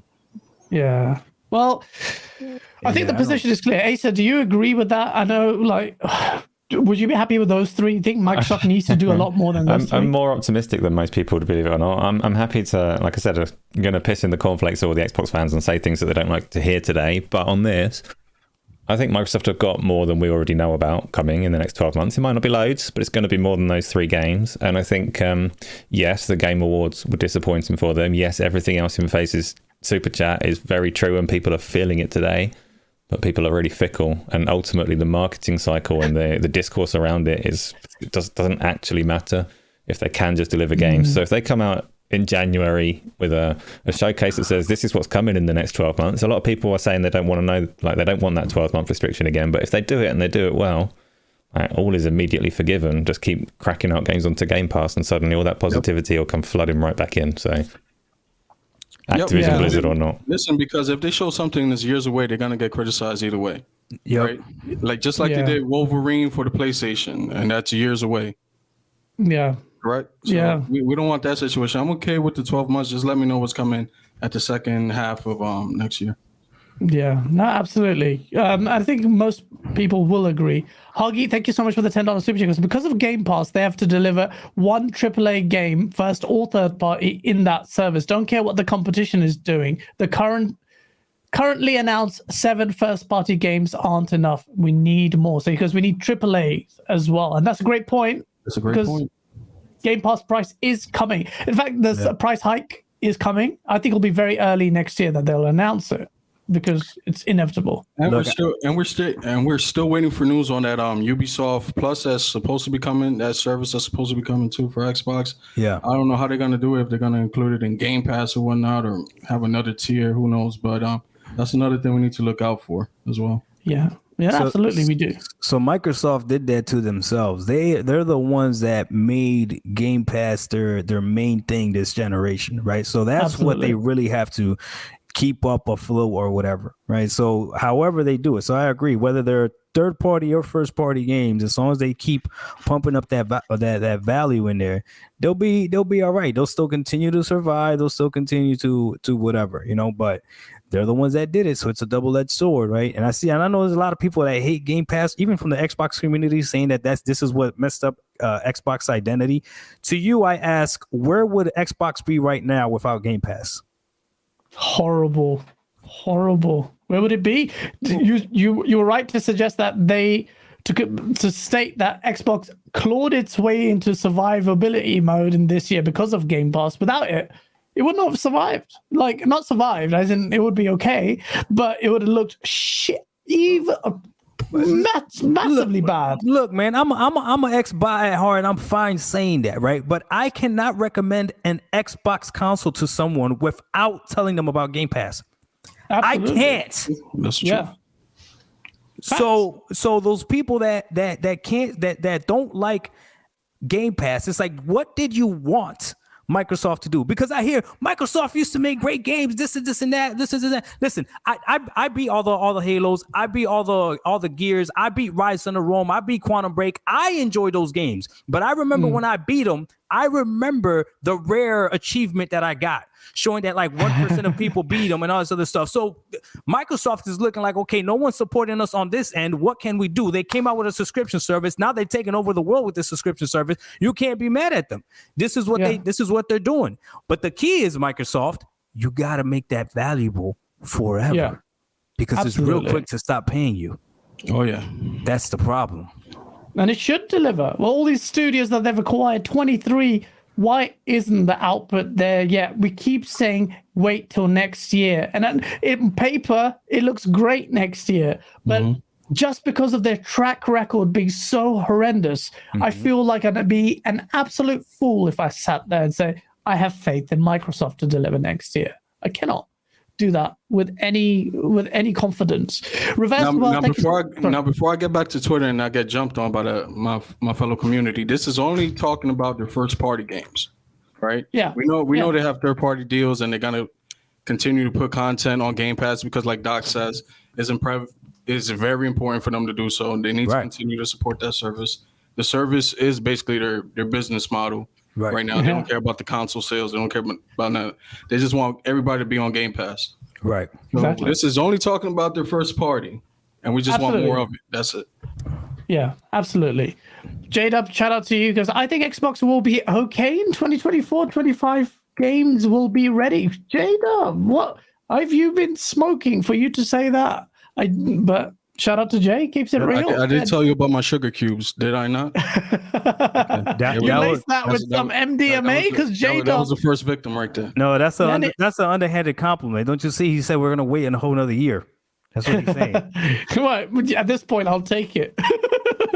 J-Dub, thank you so much for the $2 super chat. It's not enough, but it's better than 2022. Honest. That's why I think Jay is alluding to just those 3 games. Absolutely.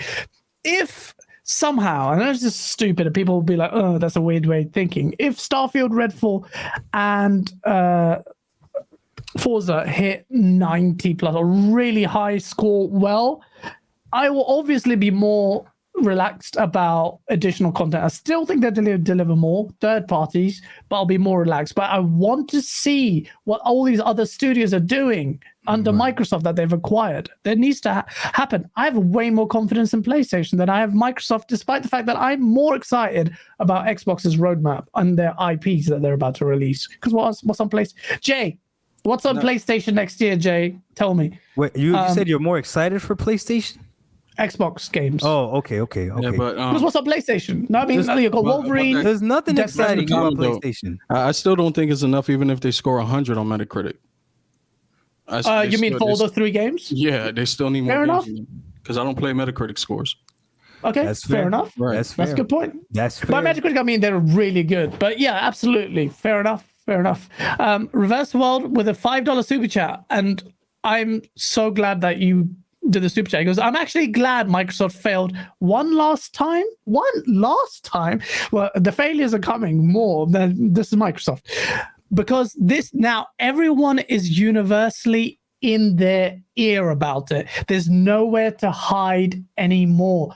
That is the primary driver behind everything I do in my discourse and how weaponized and whatever it is. It is to drive the discourse to add pressure. When Aaron Greenberg pushed out this tweet, we'll do well next year, I was like, get the out of here. Enough talk. Enough talk. Yep, that's it. Yeah. Had a And whole Microsoft- year of talking. It's enough talk. That's one of those Phil Spencer's. Listen, we hear you guys, and we're gonna. Yeah. No, come on. Right. Absolutely. And why not? Why would you give this? Microsoft has shown routinely that it only really responds to pressure. That's the way they do it. Don't ask me why or how they are the way they are, but they do it that way. So yeah, shout out to 520 people watching. Hit the like button. Jay, I want to hear from you. No, don't have super chat. I'll look out for your chat. What does PlayStation have that you think is going to have a good year? Because I think PlayStation might have a pretty shit year, 2023, especially compared to this year. What, are we going to be swinging around Manhattan again? Spider-Man freaking 2. Spider-Man in LA. Yeah, I think Spider-Man's overrated as fuck, but I pushed that tweet out the other day, and yeah, a lot of people And you agree. were wrong. So- And I was right. Fuck you, Asa. You made me feel guilty for that. Jay, you didn't need to super chat that, but thank you again. He says Spider-Man 2, The Last of Us Factions 2, PlayStation VR 2, Silent Hill 2, Horizon Burning Shores. Fuck that. Final Fantasy 16. Final Fantasy 16. That looks kind of shit. Final Fantasy 7, RE2, and a few others. Spider-Man 2, people like it, fine. The Last of Us 2 Factions, which you should have got when the first game, The Last of Us 2 came out. But I'll be honest, I'm excited. People actually play that? No, I'm not being funny. I'm really asking. People actually play that? Factions is good, in my opinion. Yeah. But but it didn't obviously have long legs, but I think The Last of Us 2 Factions could be really good as a proper fleshed Naughty Dog, man. I have to put respect on their name. And VR is very niche, ain't it? Mm-hmm. Yeah, tell Asa about that. It is niche, right? All the best things are. Stick to your casual console relaxed gaming, and I will hook in and play the good stuff. There's probably more cloud gamers than VR gamers. Well, sure, it's the most casual gaming out there. Yeah. Oh man, PSVR 2. I am excited about the tech. I just need to see it. I think there's a lot to prove, but I respect Sony immensely for trying this. I keep saying this. At least they're trying because someone's pushing strides in what I think is the future of gaming. One day we will be literally in in Nirvana, but hopefully that's in my life or in our lifetime. Let's just quickly there was so much. One thing, I have to give respect to Jeff Keighley, man. Read my chat. Thank you. What was the rest of your chat, bro? Sorry, man. He goes, there's nowhere to hide him. I can't see any of the rest of your chat, Reverse. But paste it. Jeff Keighley killed it. The Game Awards actually was mad. There were so many announcements. Had we had Xbox appear on the show, it would have been incredible. So I have to give respect to Jeff Keighley, man. He killed it in the show. It was fun, like from start to finish. Kept waiting for the Xbox performances, but then let's just quickly talk about some of these games. Star Wars Jedi Survivors, man, that game looks mad. Great. It's mad. Yeah. I thought I played Fallen Order when the Xbox Series X launched, and I thought, what the hell's up with the Metacritic? The hell are we watching? What are we watching right now? VR. I'm showing you the future. Just while Gaz is talking. was that you? Was that you? That was him. Yeah. Go back. Put that back on. No, it's terrifying. I can see a pony galloping on that. I can see a pony galloping. Oh boy. Oh shit! That game must be scary as fuck in VR. Oh man, that's pretty cool. That is sick. His VR. I mean, that looks cool. Not for me, for you, but nah. Oh yeah, it's definitely that's always going to be niche, and it is terrifying. Yeah. But so good. Oh my god! Can you imagine the gimmick though that's going to come with that VR stuff? That's the only thing I don't like, man. Like, what kind of stuff? The gimmick sounds like, because don't you remember everything they said? They said that with this, you could feel sand when you walk over sand. They said you could read the subtitles in Braille if you wanted to. Yeah, right. Did they say that? Oh, yeah. Look it up. I swear, I'm not capping. They said that you could blow on the controller and stuff. Got that turned out well. Controllers, right? Like haptic feedback and haptic triggers. If the guns feel real. The guns feel real. Have you ever shot a real gun? The guns feel real. Like what? It's a gimmick. It's a futuristic. It's got a touchpad. You know what this is? You know what the touchpad is? It's a select button. That's all it is. That's all it is. It's a dumb. Such a waste button. Of time. That button. It's got a microphone because you got people here talking. What the worst microphone ever, bro. It's got a speaker. But here's the thing: if you use a headset, how you gonna hear the speak? This whole controller is a freaking gimmick. So imagine what I like the controller, but it's gimmick. A lot of his gimmick with a 4-hour battery life too. Oh, don't talk about that. Battery life. It's shit battery life on the controller, constant, and the headset, which I like the Pulse headset, but it's really bad battery life. But yeah, hopefully VR isn't a gimmick like that. And Dad, did you know that the X button doesn't work on one of the games? Because this is supposed to be the jump button.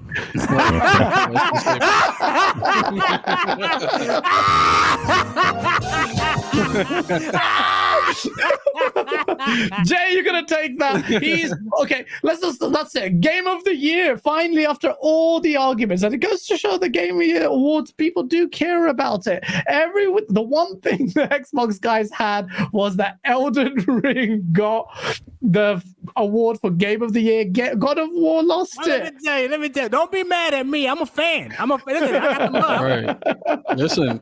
Listen, Doc. If they had a category for DLC of the year, would have won. Oh shit! Fighting words. Damn. For an award for rinse and repeat. God of War was a good. God of War swept the awards. They won Best Narrative, Best Audio Design. I didn't get that one. Best Performance. Longest speech. Longest speech.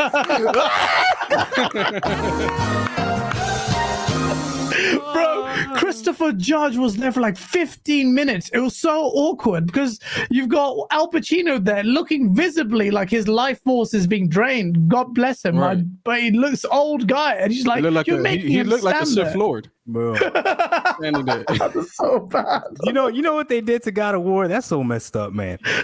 You know when you remember going to school when they had like all the awards and stuff, and people would win like the little BS awards, like the perfect attendance. Like you literally got an award for showing up. That's what they did to God of War. And then when the big one came, like damn, they just Oh man, I saw the reactions. I don't understand why PlayStation guys were so. You had Sumo, which I know you and him have beef. He was like, watch it win. Said it with his chest. Watch it win, and he still didn't have any humility when he lost. I'm so shocked. And then you had obviously amazing Lucas, who likes to make himself look pretty bad. He just freaking was like, let's go. And I don't understand. Like, ultimately, How the right did they game not give won. Horizon anything though? Because it's an overrated game. Nothing. Horizon Forbidden Awards, everyone was making fun of that game. Metal dinosaurs with arrows. I think You Asa can likes feel Horizon the games. tension. You can feel the tension. You can feel the tension. We're getting messy in chat, but Horizon, I used it for the last video, the future of gaming, because it's a beautiful game. I just cannot get into it. The character is so dry, so the gameplay, the story doesn't get me. I know Asa, you're a fan of those games. So I can't. No. Hold on, stop. I just saw a comment. I didn't even realize this.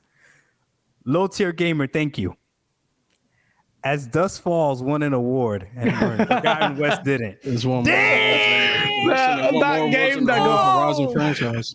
That's a fact. No, not like I feel for Gorilla, man. They got a winner compared to their Killzone games.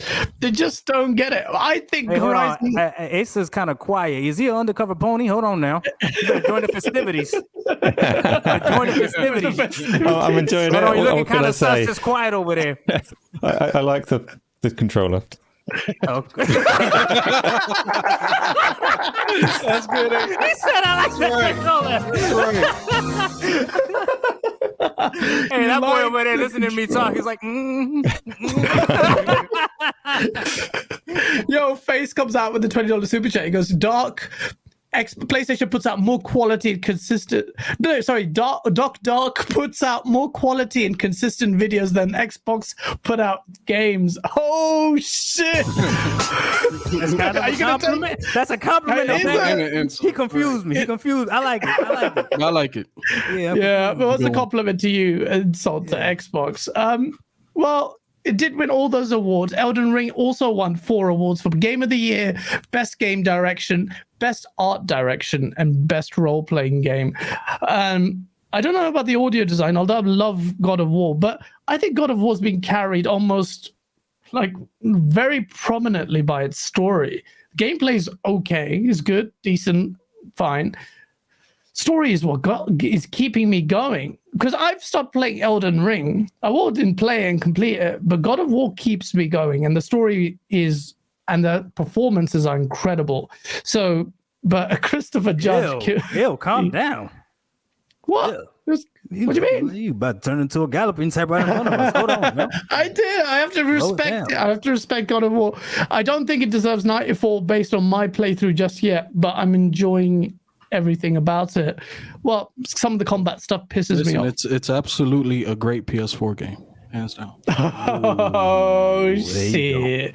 Well, remember, people. What is it? Nick Marseille was sucking off Colin Moriarty massively because he really loved him up because this guy speaks facts all the time. And then you quite expertly clipped this bit where Colin Moriarty actually said, and I agree with Colin that is essentially a PS4 game, and I disagree with his opinion on it. He thinks Horizon is better than God of War. Yeah, 85 meta. That's what he said, and I don't agree with that either. But that was, I don't know. It's recency bias. But listen, he speaks all facts, right? Right. He speaks all facts. He doesn't. Right. I disagree. What they have to say. I had and I want to apologize to Colin and Dustin Furman because I actually called Dustin Furman a dickhead on XNC. They reached out to me. They didn't like that comment. Well, yeah. Why would you call him? What was the context? No, because no.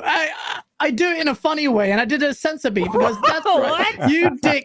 And I didn't mean that, but I like the guy. They came on my show, and I tried to invite them because the Xbox Game Pass narrative. I'm like, look, come on.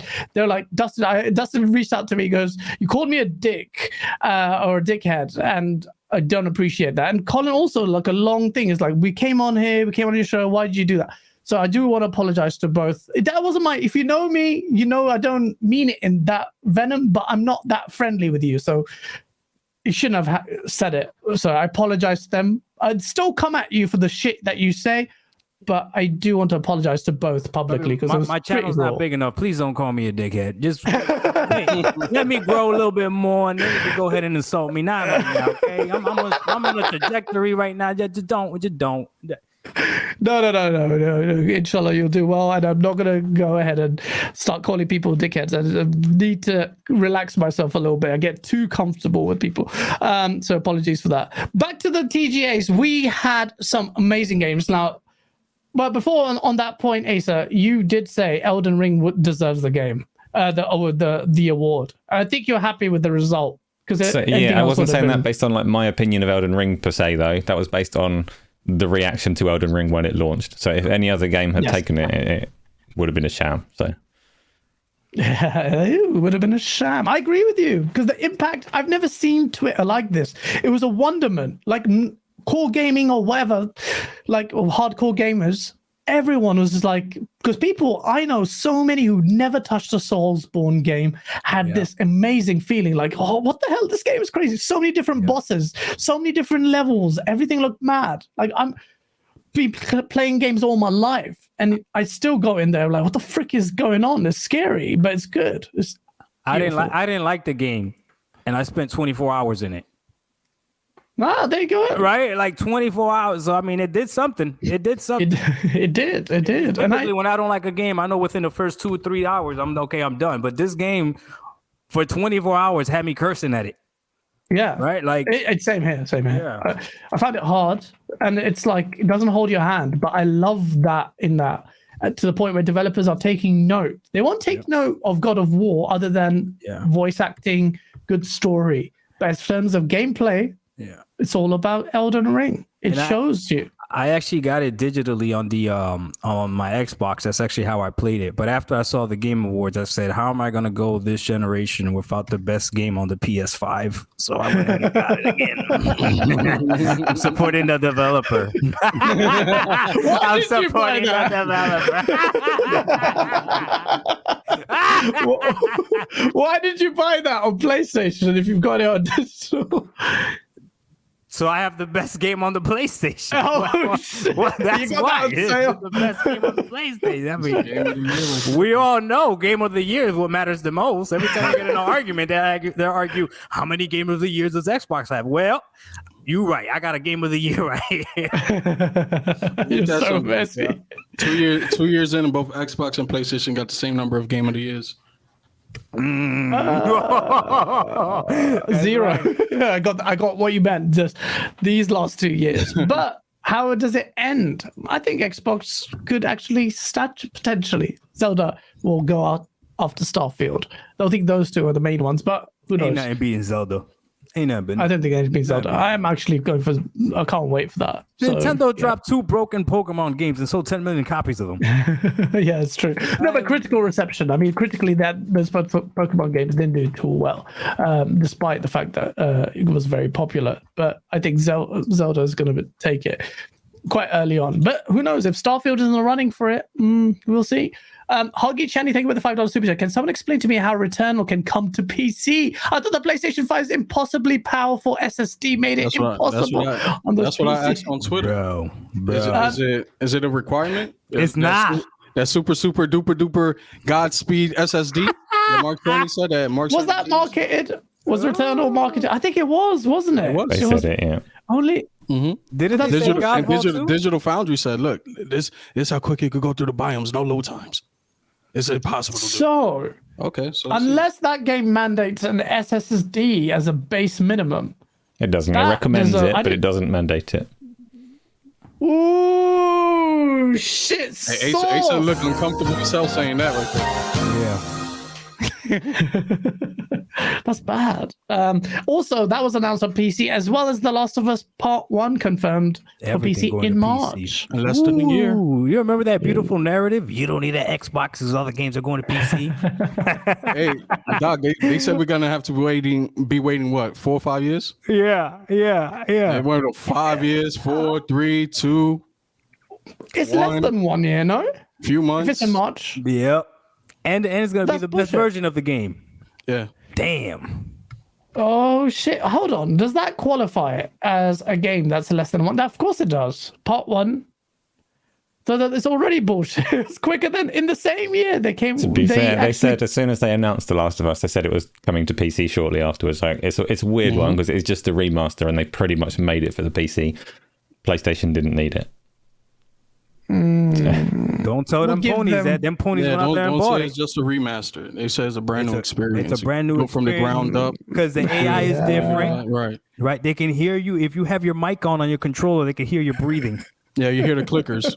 Yeah, you can hear through the and the touchpad now it does something. It don't do shit. It's a select button, but okay. Let me tell you, it's But revolutionary. no. You got them haptics on the controller, so when a clicker like rips your throat out, you can feel it through the haptics. This is better than your VR setup, Asa. This is better than that. It does what marketing say. Yeah. Mathusio, thank you so much for the $9 New Zealand. He goes, Microsoft is not good this year, but success takes time. How much time? In my honest opinion, yeah, takes another 5 years. He says, in my opinion, buying ABK is a mistake. Should put that money into third-party partnerships and own studios. Talent plus management trumps IP. I agree. ABK, well, I don't know about third-party partnerships. I know Sony does it heavily, and I don't like those kind of timed exclusives. I don't rate that. Talent and growing your first-party stable, fine, but maybe even better if the 70 billion was split into more tactically bought talent. Not Capcom, that's a big publisher, but I think Crystal Dynamics was a loss there. From Software, Sony have bought out quite a lot of shares. There's an association now with PlayStation, and From Software, you see that logo come up, you take notice, man, because respect to them. Tech knows gaming things with the $2 super. She goes, Elden Ring, more like an game of the year. And that, my boy, J-Rock. That makes no sense. That's my boy J-Rock. That's, I think he's meant to say. Okay, yeah, that's my boy J-Rock. Shout out to Tech Gaming. Thank you for that.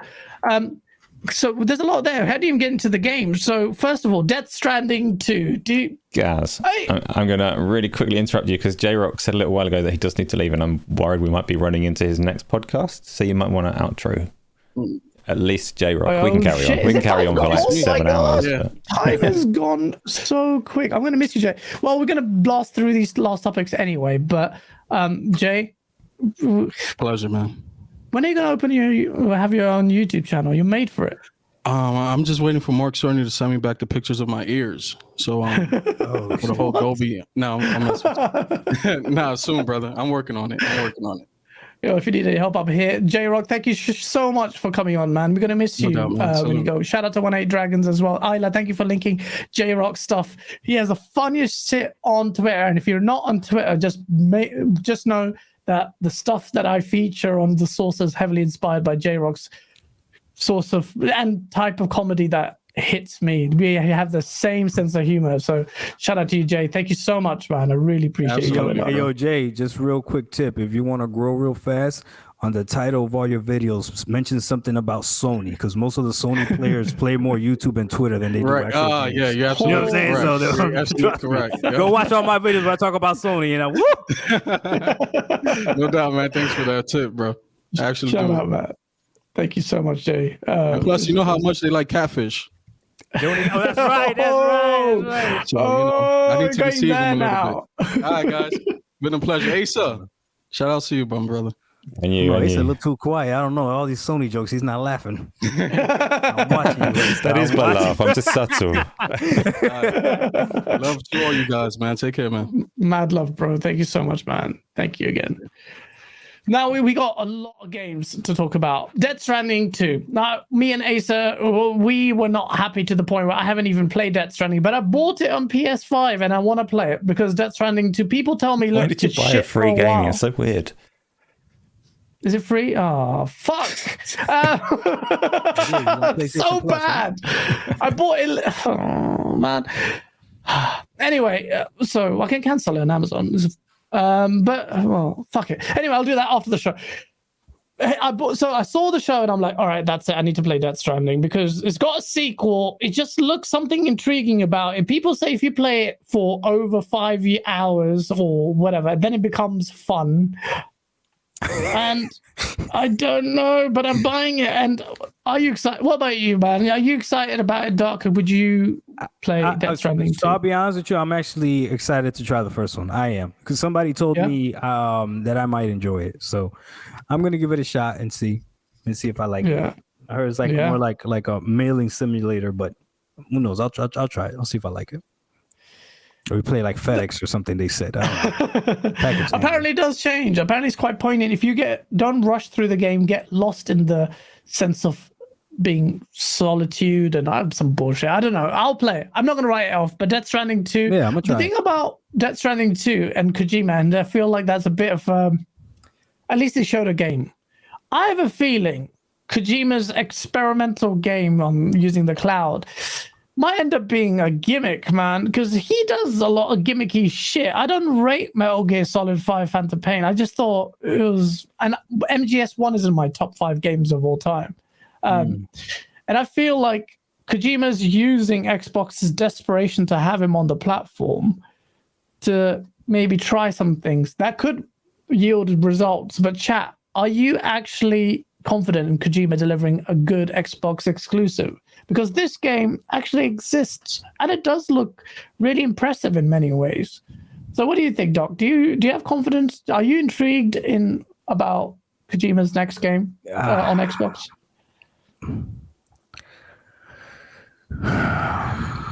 I'm intrigued for anything that's coming out. That's pretty much how I feel right now, right? So let's see what happens. I don't know, man. I got to try this game out first, see what I feel about this game. Yeah. And then I'm with you there, and then I'll go from there. See if I like the style, you know. But he's a known name, right? He's good at what he does, so they got to put a little bit of respect on what he does. But because of that as well, the expectations are high as well. You know, it's not like an indie studio that comes out and you not expecting much, and then they blow you out of the water. You know what I mean? So, yeah, I'm excited. Let's see what happens though. I'm intrigued as well. I'm intrigued, but there's a sense of like Xbox might get some weird shit where he's trying to do it. But I don't know, Asa, you didn't like the DS1. I don't think you have played Death Stranding 1. I've played Death Stranding 1. I didn't get to the point where it gets interesting. You really have to work hard for it to get interesting. I am excited for what he's doing with Xbox. Because it's not that it's Xbox, it's that it's a native cloud thing that he's doing. So it is experimental, and if it's experimental, it really can land either way. It could be terrible, it could be something that doesn't interest me in the slightest, but it could be something new, and it could be something that pushes the whole industry forwards. And Microsoft have set up a cloud native team to work in partnership with developers to push the boundaries and make new things that we've never seen before. So if you want to invite someone to do that, and Kojima's willing, I mean, he's got vision, so he's a good partner for it. It still could be a disaster. It could be like one of those gem stacking mobile games, something ridiculous like that. But can't not be excited when someone says they're doing something new with technology. And the whole power of the cloud, like nebulous crap that we've heard for so many years, maybe it's real. Power of the cloud. I do. Damn Google. No, but it's, Asa, you hit the nail on the head there, describing, like, in my video of the future advent of gaming, I talked about things like artificial intelligence. I always believed in the power of the cloud to offload processes like that. I use Midjourney now. Me and Colt Eastwood are using Midjourney to create art. You're just like, look at this. This is incredible. God, people, if you don't know what Midjourney does, you will be astounded at what AI is doing to create art. We just give it a few parameters. Cyberpunk chick in cityscape. boom, creates incredible art, pulls data and makes to specific thing. It's insane. So if Kojima is going to harness that power meaningfully and push strides in artificial intelligence as one area, or physics or whatever, it could be incredible. The thing is, there's a risk attached to that. I'm grateful that he's there though. So let's see. Carlos Alvarado, thank you for the $2 super chat, because Xbox is king of experimental games. Art? Is that what you're talking about? Yeah, man. Have you seen midjourney.com? I'll show you some stuff and DM you some stuff. The stuff, it's insane. I think they were trying to do that with music too. It's already out. We had ACG on our show, and you can do AI generated music. Like try some trap beats, boom, done, and bro. It's mind-boggling what it can do now. It feels crazy. I don't like that. Hold on now. That sounds It's weird. bad. It's bad in the sense that creatives can get hurt by that. I don't even like bagging my own groceries at the grocery. Hold on now. What are we doing? Well, you don't have to. Robots will do it for you, so you'll be okay. But it will generate art for you, man. You will be shocked at some of the stuff I send you. That if I sent you, like, I'm like, sorry, chat. I'm just gonna DM Doc with. Guys, have you seen the Terminator? Yes, I have. Are you sure? You see how Asa's laughing because he knows it's gonna happen. I embrace it much as I embrace the cyberpunk dystopia. Like Terminator Future, that's fine. I'm all right with that one as well. But Gaz, probably not. Yeah. Why? Why not me? Why will I get guys killed not watch the movies? Yeah, it'd be all right. I welcome our AI overlords. Shout out to the singularity. It's fine. Human. We haven't had a good track record. Let's be honest. We've been here. What? Yeah, man. It's time for AI to take over. It's the next stage of evolution of human beings, replaced by AI. Oh boy. But we're going on a tangent. Big games. Also, Hades 2. That was a big game. Did you play Hades, Doc? I did not. I did not. I heard it's really good. It's amazing. You have to play it. You have to play it. And I don't like roguelike games typically. This is the game that brought me into it. It is an incredible game. When I first played it, not realizing what it is, I played for 10 hours straight until I had to wake up. I was working the next day. So I played from midnight for 10 hours. It was mad. Really? Damn, that good? Hades is an incredible game. I cannot believe, I don't think it won Game of the Year, did it? But it deserved it. It is such a good game. And the second one is supposed to be brilliant. You've got a new protagonist called Melino, which is in Greek mythology, apparently. She's Hades' daughter. She isn't a pure creation of Supergiant, according to Polyphony, but in terms of the game itself, they've got new locations, challenges, and upgrade systems, and some other surprises. It's a single-player game only, but shout out, Hades is going to be exciting. I know, Asa, you're a big Hades fan. You must have been excited and surprised by that reveal.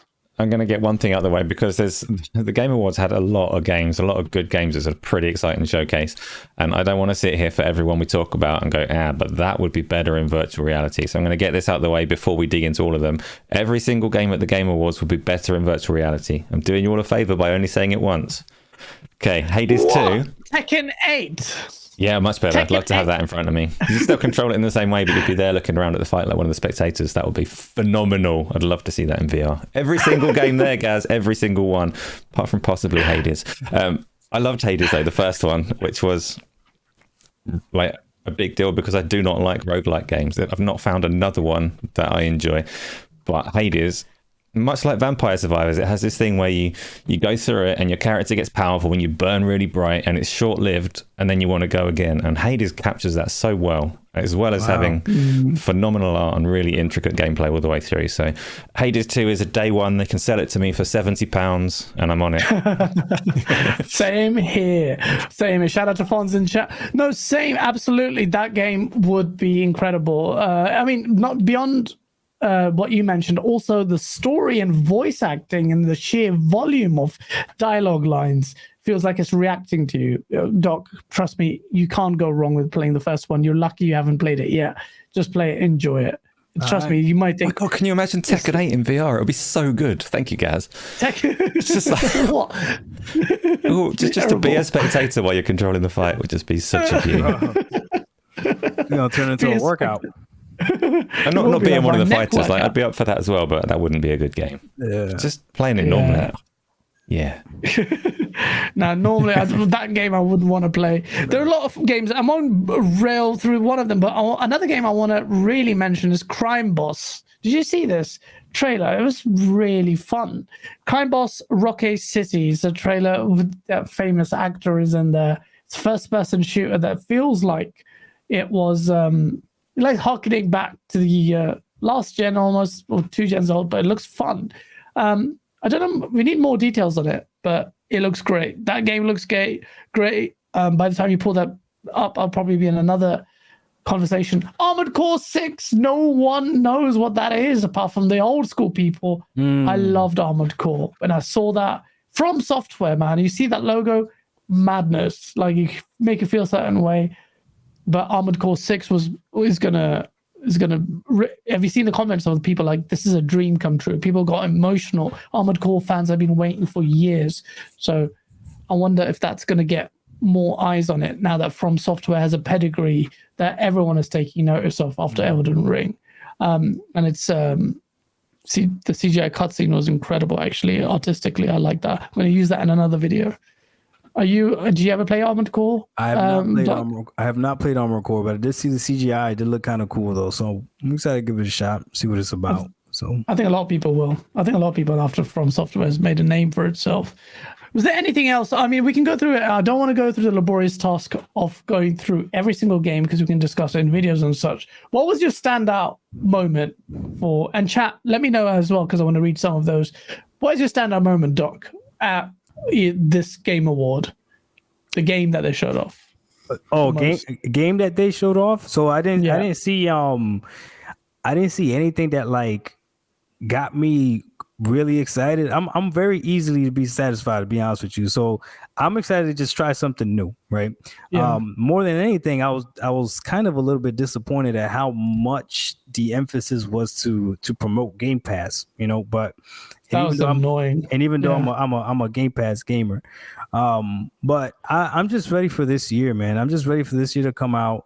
And let's see what it feels like when we actually have these games in our hands. I've learned that watching CGIs of games means nothing. It means nothing, unfortunately, until you actually have them again. So we'll see. Yeah, good point. Absolutely. Until even Armored Core, I know it's From Software. It's a cross-gen game, which pisses me off. But let's see what the game actually looks like. For me, the highlights were Judas.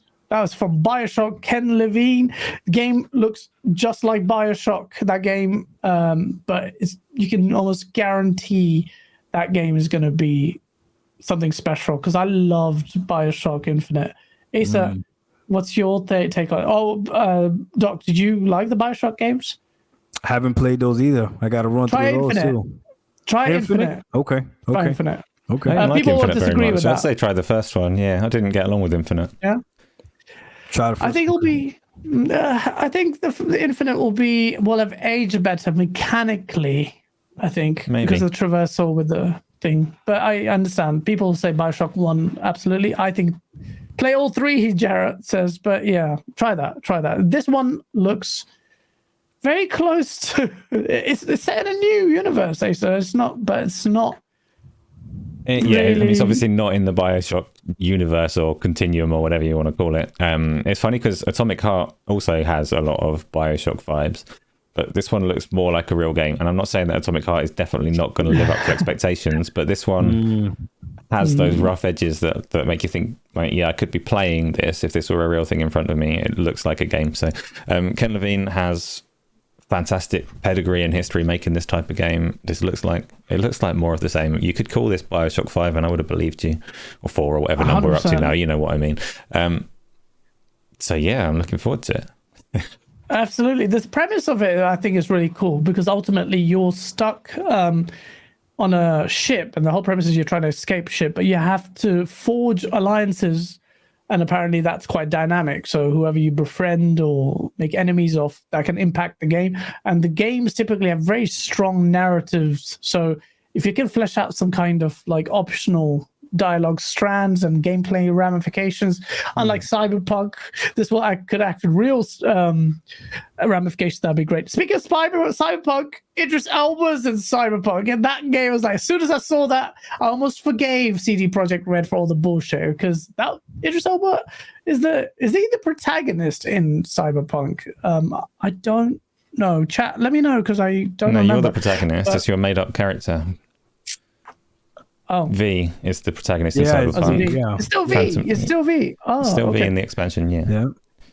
Okay. Well, I'm still happy to see Idris Elba. The guy's a G. He should be the next Bond. And I was watching a show with him. What is it? Molly. Just literally before the show started, with a woman who was gambling, and then he was the lawyer in it. It was so crazy. Anyway, Transformers Reactivate. I love the Transformer games. People don't remember War for Cybertron, but I loved it, so I was really happy about that being confirmed. I liked Replaced. Looks mad. Replaced looks mad. Did you take note of that, Doc? Replaced is a pixel what is that kind one? of. It's an indie game, but it just hits the cyberpunk vibes more than cyberpunk itself. That game looks absolutely stellar. There was a game called The Last Night that was supposed to hit those vibes, but something happened with their development. They got pretty screwed up, but the Replace looks insane. If you want to see an example of indies really pushing just the artistic value of games more than a lot of AAAs, Replace is one of them, in my opinion. So I gotta go back through and watch all of that. So I actually didn't see the Game Awards when they were live. I was actually at a work function. So when I got back, I saw like a recap video that just went over like the highlights, whatever. But they skipped a lot of the games and everything. But I spoke to my boy ISO. Shout out to you, ISO Motion Gaming. He's got a channel as well. Mm-hmm. And there was a few games that he liked, but from everything else that I saw on Twitter, everything, people were acting like if the Game Awards were trash, like they wouldn't show anything good or anything. So I wasn't curious to even go back and see exactly what was shown, you know. So, bro, most people rated an A in the poll, like an 8. It is, on Twitter as well. Okay. The Game Award was very good, in my opinion. It was really good, apart from Xbox's absence in it. Yeah, I was really impressed. Fon says it was a C at best. Yeah, I disagree. I really liked it. I liked Replaced. Tekken 8 gameplay was good. Bayonetta prequel looks shit. Crash Team Rumble, a team versus team Crash Bandicoot game, was nice. That was good. Chat, tell the chat to write what game I should check out that they saw there that they liked. See if we get a general consensus. You've just told them it's a good idea. Go on, chat. Yeah. Chat, actually, tell us what it is that you would recommend, Doc, who hasn't seen it. B+, he says, apart from the show was amazing, he says, apart from the awards. Yeah, the awards were weirdly delivered, and that guy at the end made it. A lot of people are saying Judas. Yeah, I see it. Jedi was a beautiful game. That looks good. Hades too. Yeah, absolutely. A lot of people are saying Jedi and Judas. Jedi, okay. Judas. Ooh, so it looks like Jedi and Judas. Yeah, Jedi, Judas, Hades. I mean, Diablo 4's got a release date as well. That's going to be good. DLC for Horizon. No, I can't be asked. I'm not a fan. But shout out to Blaze in chat. Apparently he's here. I can't see him. Bill Clinton. And that Bill Clinton. Is that again? That's a game. That's hilarious. You missed the troll. I don't know if you saw it. Some guy came on pretending when they went to awards. So this is what happened, Doc. I can't believe I just explained it to you. It's crazy. No, I did see that part. You see that part? Yeah. I didn't understand how that even happened. Like, he didn't even look like none of them. Like, nobody thought it was weird.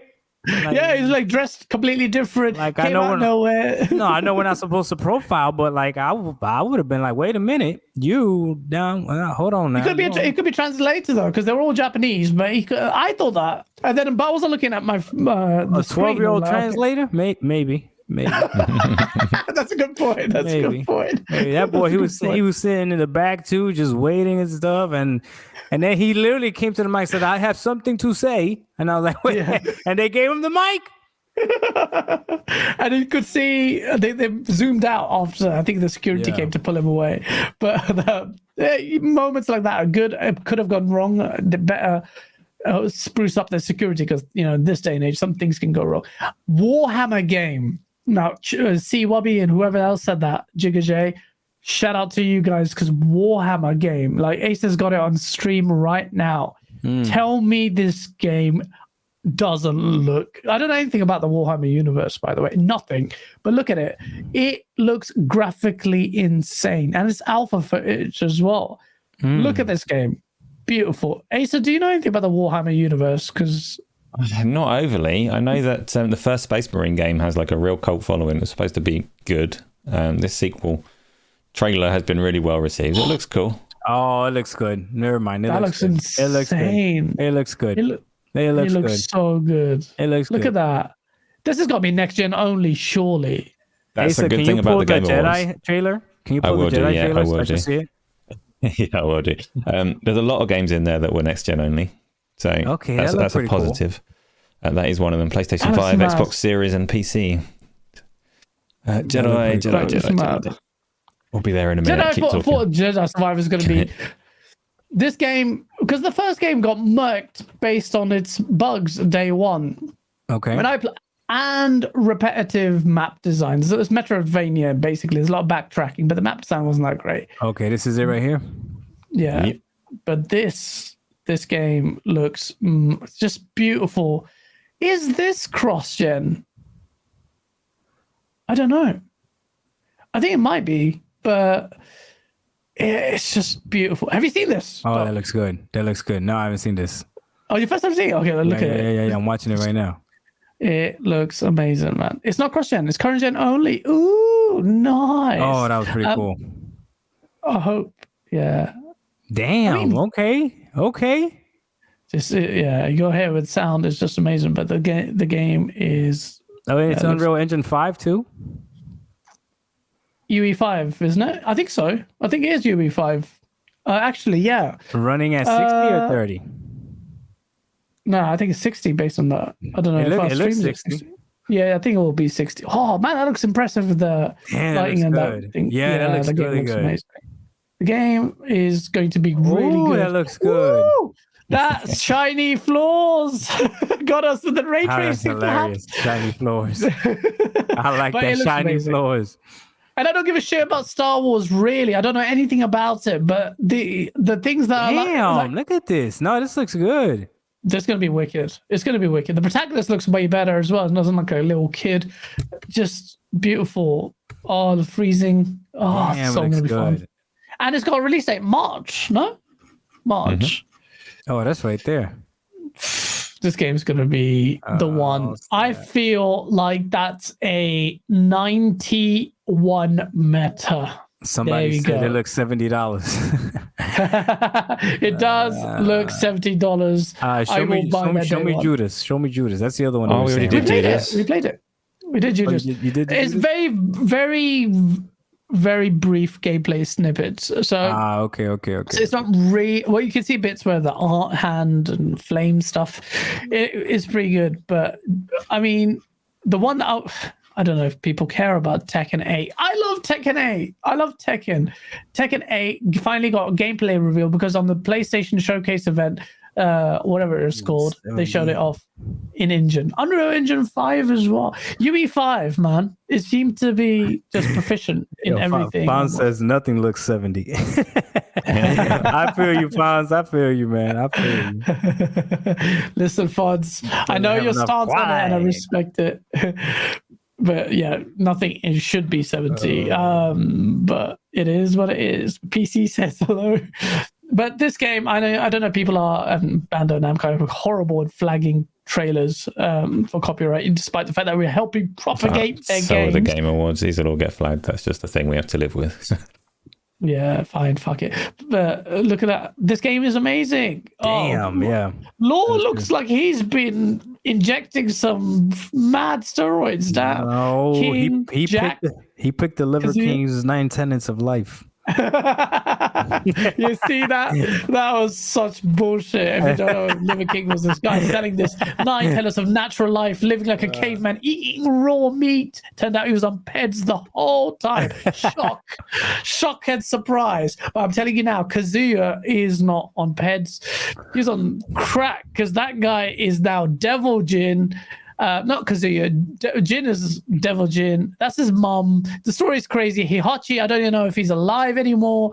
Wacky story, but I am playing that game day one. Tekken took over the fighting scene, and I'm interested to see Street Fighter versus Tekken. Not the game that got cancelled, but which game does comparatively well. It's going to be interesting because Tekken 7 took over the fighting scene. There's a lot there. There's a lot we could talk about. But yeah. Before we actually go, we have to talk about this. Actually, this is one of the topics I completely skipped it. Suicide Squad looks amazing. And Batman is in there, voiced by what's his name? Sorry, Kevin apologies. Kevin Conroy. He was the legendary voice actor. That was my childhood, and he's voicing it. His voice is in it in this game. And he delivered this crazy line on "I am vengeance" in this trailer. Rest in peace to him. What a legend! And this game is going to be epic. It's not going to be Gotham Knights. This is made by the A Team. Asa, what's your view on Gotham Knights? Suicide Squad. Do you think it's going to bang? I do think it will. They got the tone and pacing of the trailer like just right for entertainment, for what people want from this series. So, and they are the A Team in it. It's a big departure in combat from their previous games that they made their name on, because it's not. It doesn't play like the Arkham series, but yeah, it's dark and tiny at the same time. I like it. This game is going to be epic. It's really, and you're right about the combat. Yeah. It's not Batman combat copied and pasted. It's like Sunset Overdrive meets some next level shit, and I respect that. The gameplay is the highlight, and the characters and stuff look great. But you have to watch this with sound, Doc. When I will. Like Batman doesn't kill anyone. Poof, dead body. It's going to be an epic game. Next year we are going to get games galore. Multiplat, all first party. We're in for a treat. There's so much there that it's ridiculous. We're going to be broke next year. It's going to be Diablo 4. Then you got Forza. Game Pass helps a lot. But then you've got help a lot. Game Pass helped us massively, man. It's saving us quite a lot of money. But then you've also got these third party games, even Cyberpunk's Diablo 4. Shame that I know Phil Spencer wanted the deal to be done before Diablo 4's release, which is in 6th of June. There's so many games from this show. I don't know how you can give it a C, Fonz. So many games. I know, Fonz. You'd have to be pretty unreasonable, Fonz. No, this game was a great show. Maybe it was a great show. Like the awards. To be fair, so I didn't watch the show live, so I can't comment on the pacing and the sponsors and all of that. I just consumed trailers after the fact, and I was just surprised by how many good ones there were. The pacing was good. There wasn't. The only part was when what's his name? Christopher. I forgot his name. For God of War guy. Oh, his speech. Judge. Oh, yeah. Christopher Judge. Yeah, he's got gravitas in his voice, but still, you can't. It was kind of awkward. I'm like, just stop. It's 15 minutes, man. I was a bit more. I was kind of felt sorry for what's his name behind him. Trace. Al Pacino. Oh. Al Pacino's there. And like the guy's old, man. Like I feel like sounds like let him sit down. Let him sit down. Get a chair for him. And this guy, he stood there patiently, and I so much respect for Al Pacino, man. And it's quite sad to see a lot of our Hollywood, family get older. It's quite sad anyway. And then also with our heroes and people we admire, Al Pacino kind of like, he looked really old, and I felt a certain way seeing that.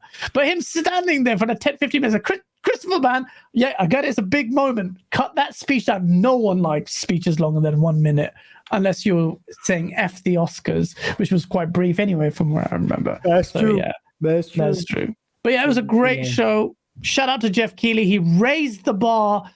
Xbox also need to raise their bar considerably And I think really that's what we can talk about. There's a lot we can talk about with the games, but we'll just be us sitting there commenting on trailers as they play. And it might be good for some, but I think we need to hold that in. Thank you, everyone. And I'm mind conscious of the time as well. It's 2.5 hours.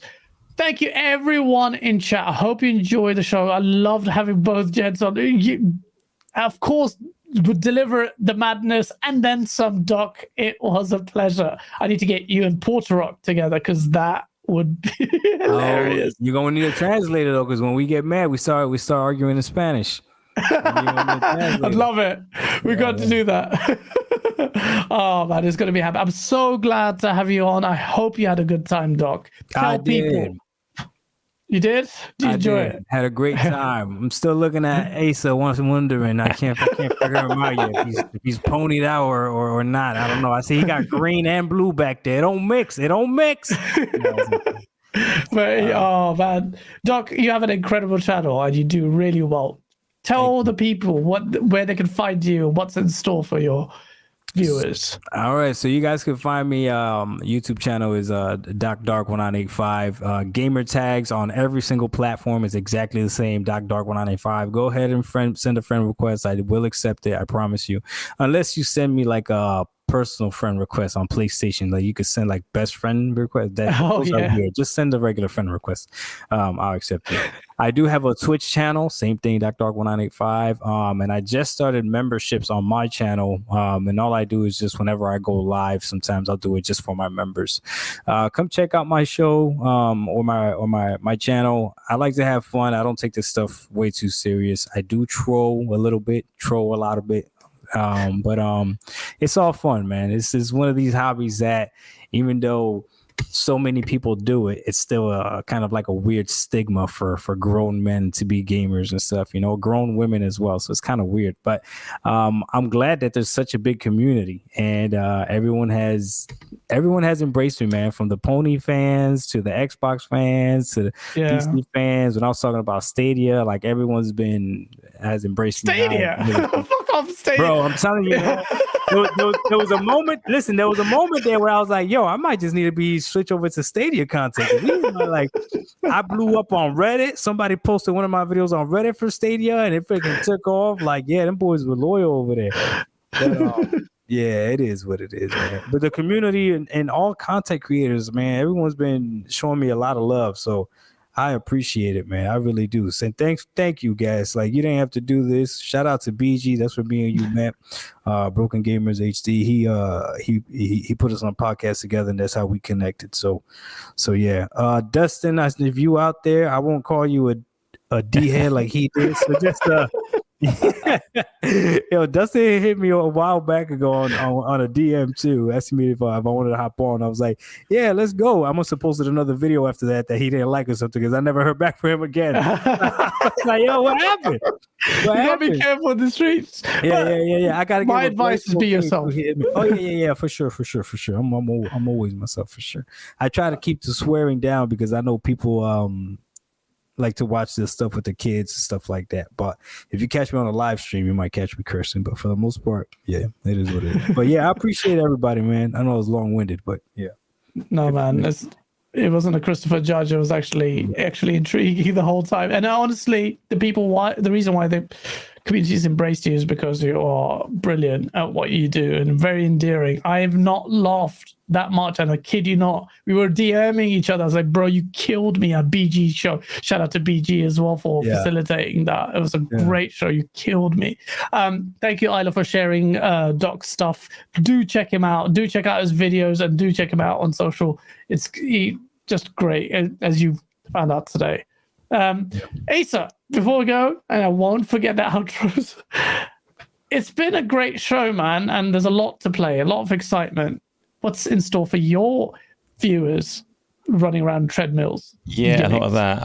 I don't know why I've decided to take on Resident Evil 7 in VR. Horror games they're a lot, and it's funny. I'm having a great time with it, but it is properly freaky. So if you want to see any of that, then that's on my YouTube channel. I do my own little show on the Thursday for just talking all the kinds of things that some of the stuff that we cover here, but some of the stuff that we don't as well, because I've my own nerdy interests and we talk about VR a little bit more and all of that kind of thing.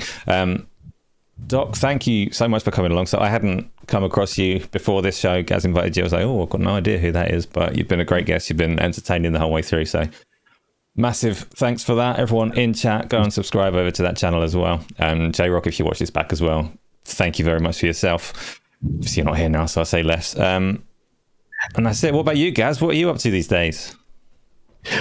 My OnlyFans is getting very busy, so thank you for all the ladies out there.